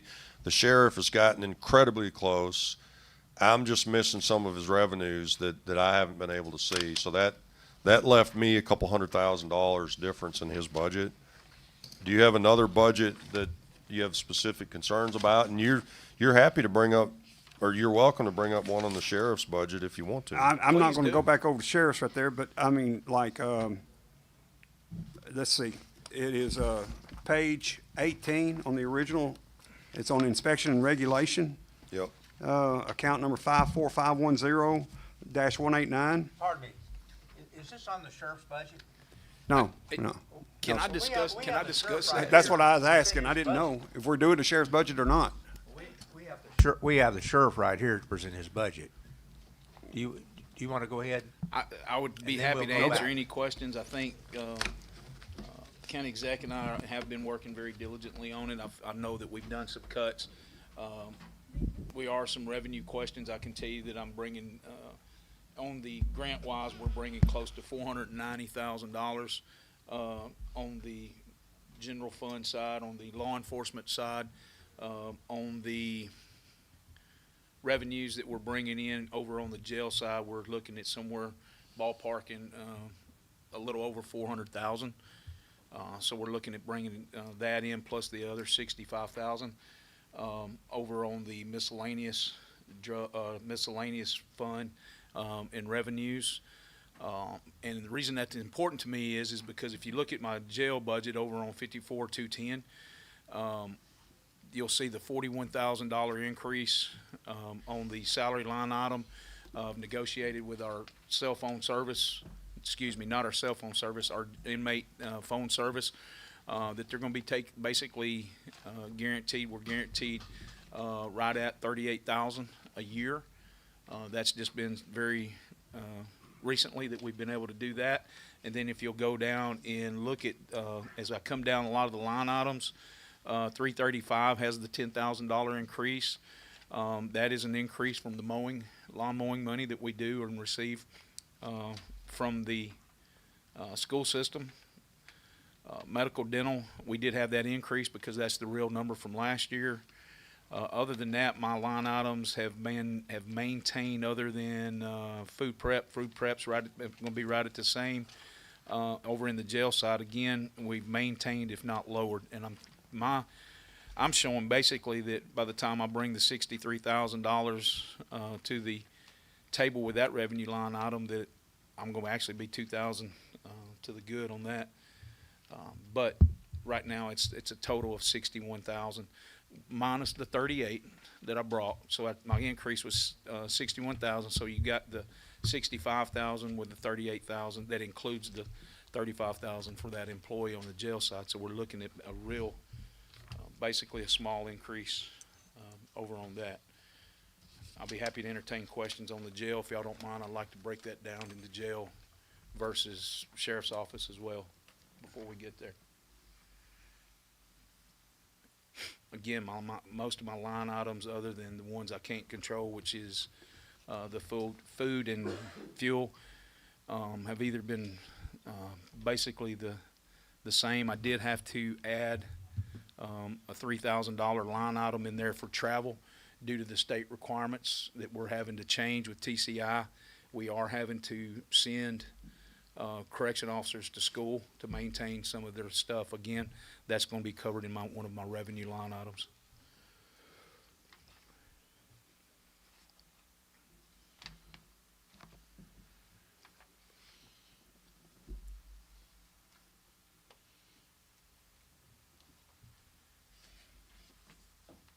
No questions on the jail. I'll move to the. Yes, I do have one. That's what I was trying to find. Thank you, sir. 54210-340, medical and dental services. Yes, We had talked about moving that number to 206,000. Is that correct? That's correct. And the one that I'm looking at on my budget that you may not have. Yeah, this is not helping us not having an updated budget. I'll be honest with you. That's what I have in mind. Correct. Yeah, medical, 206, yeah. That's correct. Yeah, that's what we had talked about. But Mr. Hooper, we were trying to avoid printing out, 40 or 50 pages for 14 commissioners on budgets that were not complete. I didn't really plan on going through line item by line item tonight. It was just kind of a general picture of where we stand overall with the county. I understand, but knowing for us that to be there's able to some see that things- general picture, though, we need Yes, to be sir. able to see those line items. And did you keep your budget from I last have it. month? Yes, Okay, that's what very good. that's what I'm pulling these questions off of. I That I can- had numbers and I can written in, answer but that. I I don't. can answer that. Any of them you have, I can tell you what's on my budget and what's been submitted. We also had something down there on the jail total. What was that? Plus $18,500 added to the 1.859. You For talking some about in reason, 160, line item 160? is that what it is? Is that what? No. Down there on the total jail and maintenance and repair building I had a plus 18,500 added to that for some reason. Maintenance and repair. 45,000. It was a 10. Do it. Email you all a new budget tomorrow. All right. I closed out the month today, so I was looking at the revenues, and I may be able to bump some of the revenues a little higher because of what we have collected this year. So I can email you all one. Thank you, Ms. Austin. If you'll look at the 335, that 335 was a $10,000 increase from 35,000 to 45,000. That was the $10 or $10,000 increase with the mowing money that I discussed. Correct. Okay. And I guess the other was from the, okay. Yes, sir. Because that was a misprint there on the original budget on the inmate dental services. Correct. Now, if the other $10,000 increase was down there on 790, it stayed the same, but that's, again, that's the revenue. It's not an increase. It stayed the same, but that's the lawnmower money, as I call it, more money. Thank you.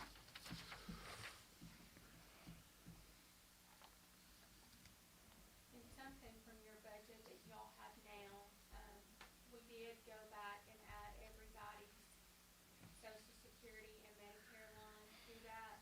So everybody's will look a little bit different because we did break that down like y'all had asked. Correct. Thank you.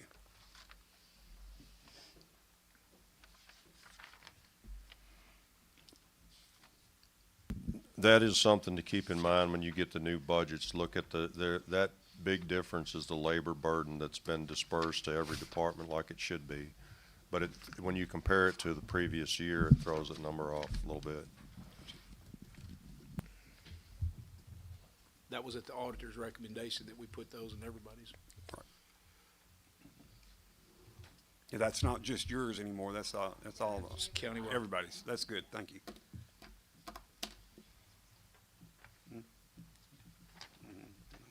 Any other questions on the questions? jail? Any other questions for the sheriff? That's on the jail side. Anybody want to ask any questions on the 110 side? Law enforcement side?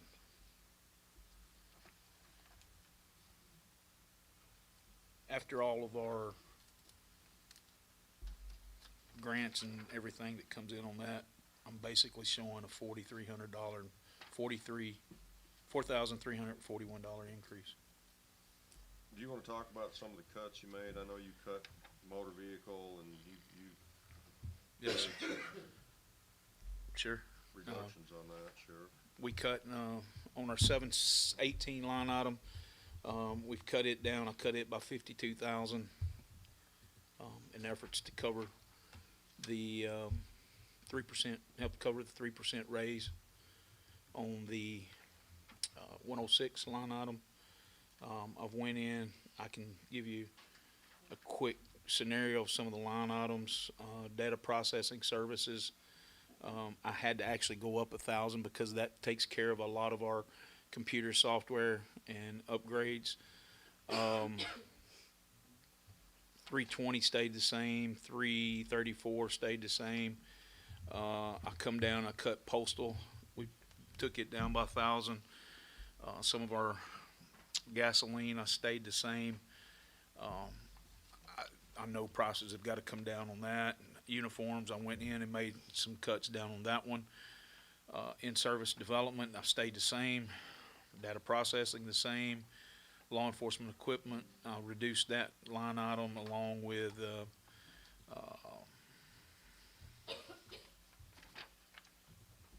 motor vehicle line item. I've done a roughly $52,000 cut on that. So overall, you're looking at 4,300? Correct. If you take everything out, there's some line items up in here with the salary stuff. If you take out anything, let's say from 212 and above, other than just a couple like SRO line items down below, I'm looking at a $4,341 increase. 25, over a 25-26 budget, yes, sir. We've worked very diligently on that, and I think once we get together on these revenue accounts that's coming in, I think everything will be all right.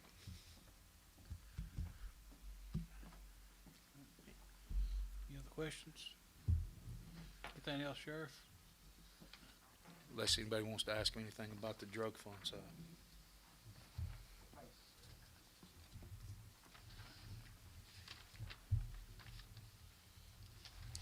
Drug fund, if you don't mind, please keep in mind, the drug fund is a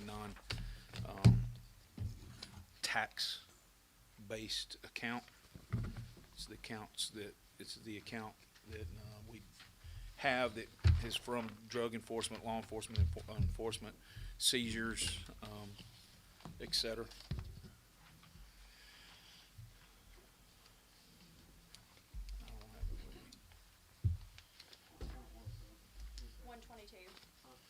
32. In the packet I gave you, it's page number 30 and 31. I don't think we made any changes, do you, Nicole? At 15,000 in here, that's the structural balance now.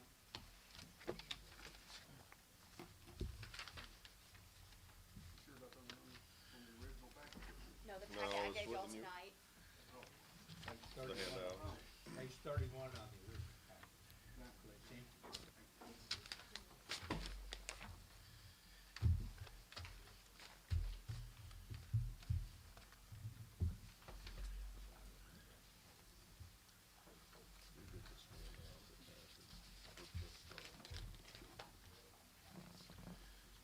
Your numbers from your last budget might be different.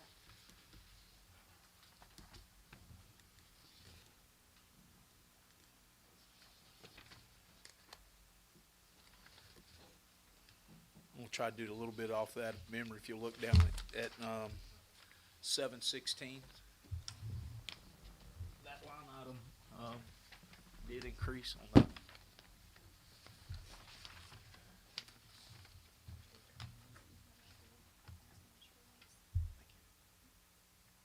Which one was 25,000? Say it again. I'm sorry, Mr. 25,000? No, Yep. I'm sorry, 718. Okay. Look down at the 718. I said 716. 716's equipment, 718's motor vehicles. That line item did increase for that vehicle to utilize non-tax dollars. for That was the car that came out of the 101 fund. Yeah, we cut that out.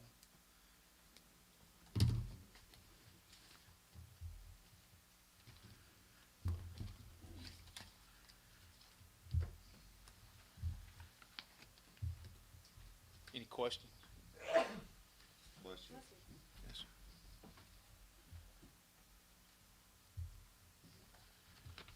Mr. Chairman, if you don't mind, I would like to take just a couple minutes to educate something. I know it's late, but I think this is well worth the education because I feel that there may be some questions about it. County exec alluded to it earlier, but I think we need to follow up on it and shed some light on it. Is this Child Advocacy Center? I've had Detective Mafarian to step into the room, into the meeting with us tonight. I've worked with child advocacy for 30-something years, starting early in my career and doing so.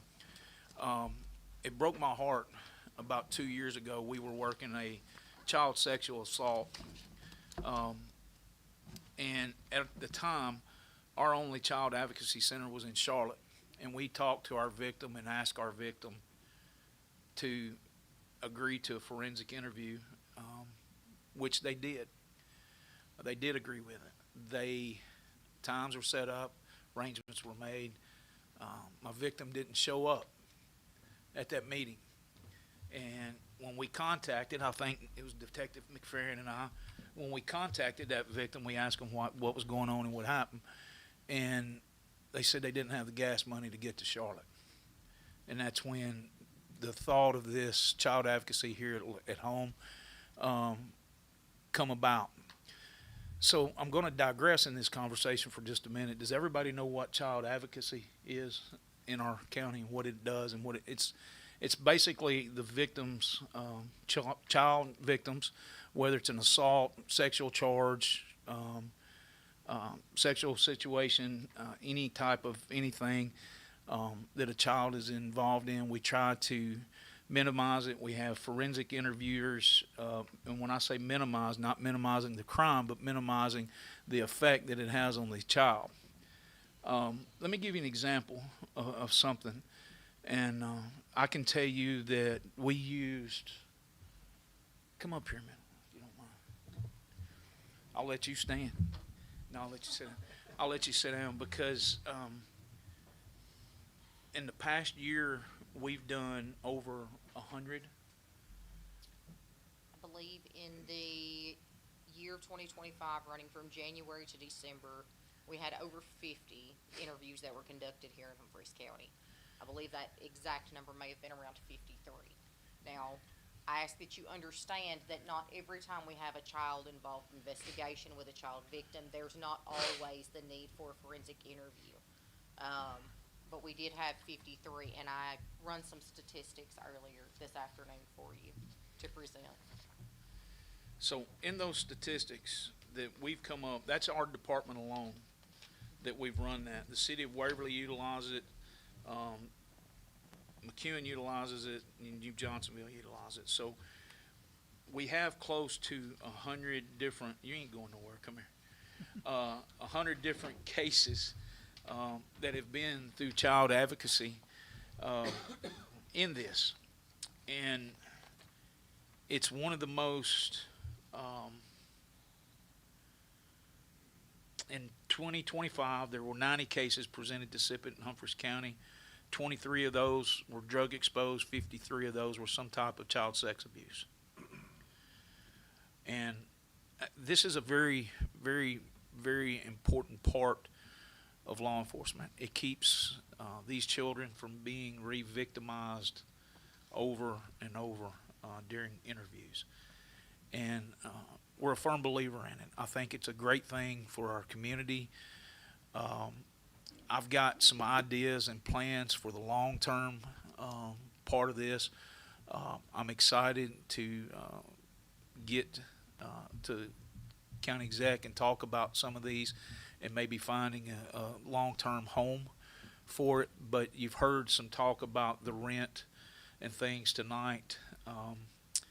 And when it comes to these child advocacy type investigations, it just please keep in mind what is utilized for. I want to commend Detective McFerrin in front of you guys. She, in the last 30 days, has done 2 forensic interviews.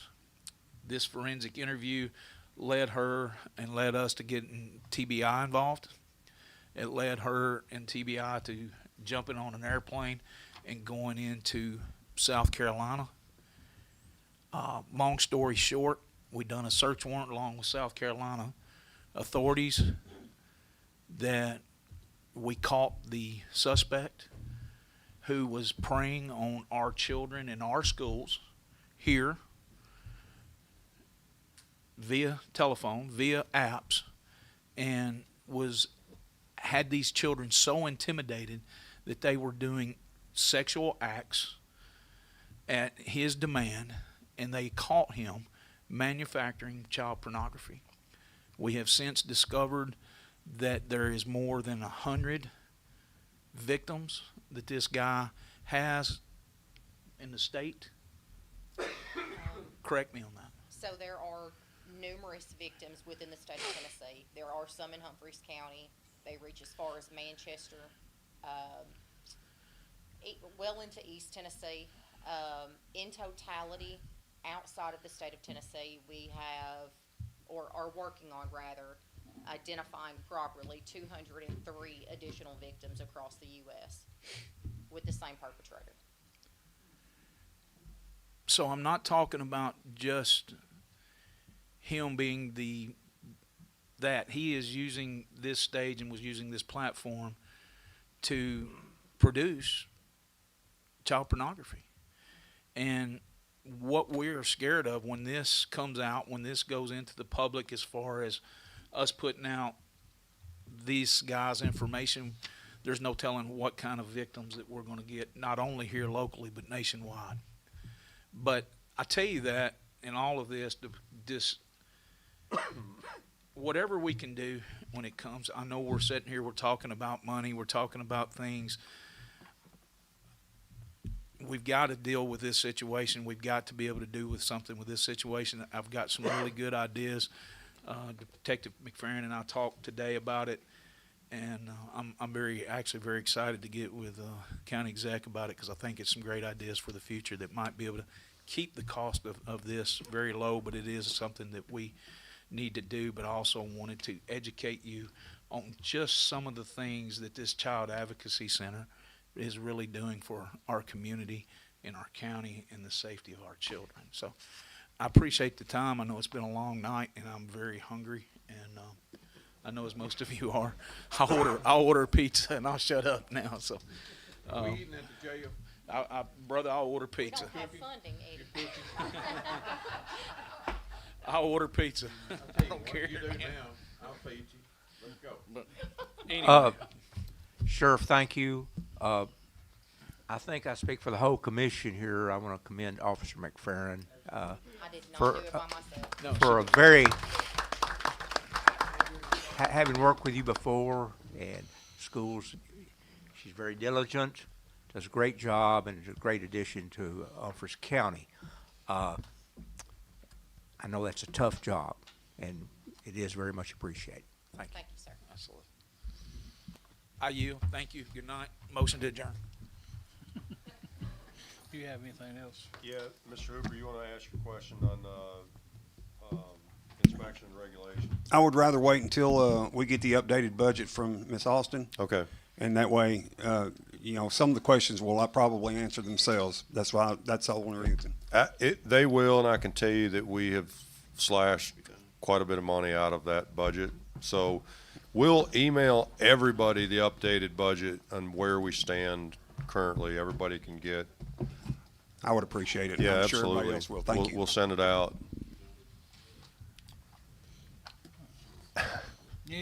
Anything else coming before the administrative committee? I got a motion to adjourn. Mr. Rochelle. Who's that? Hurt. John Hurt, second. All in favor of adjourning, say aye. Aye. All opposed?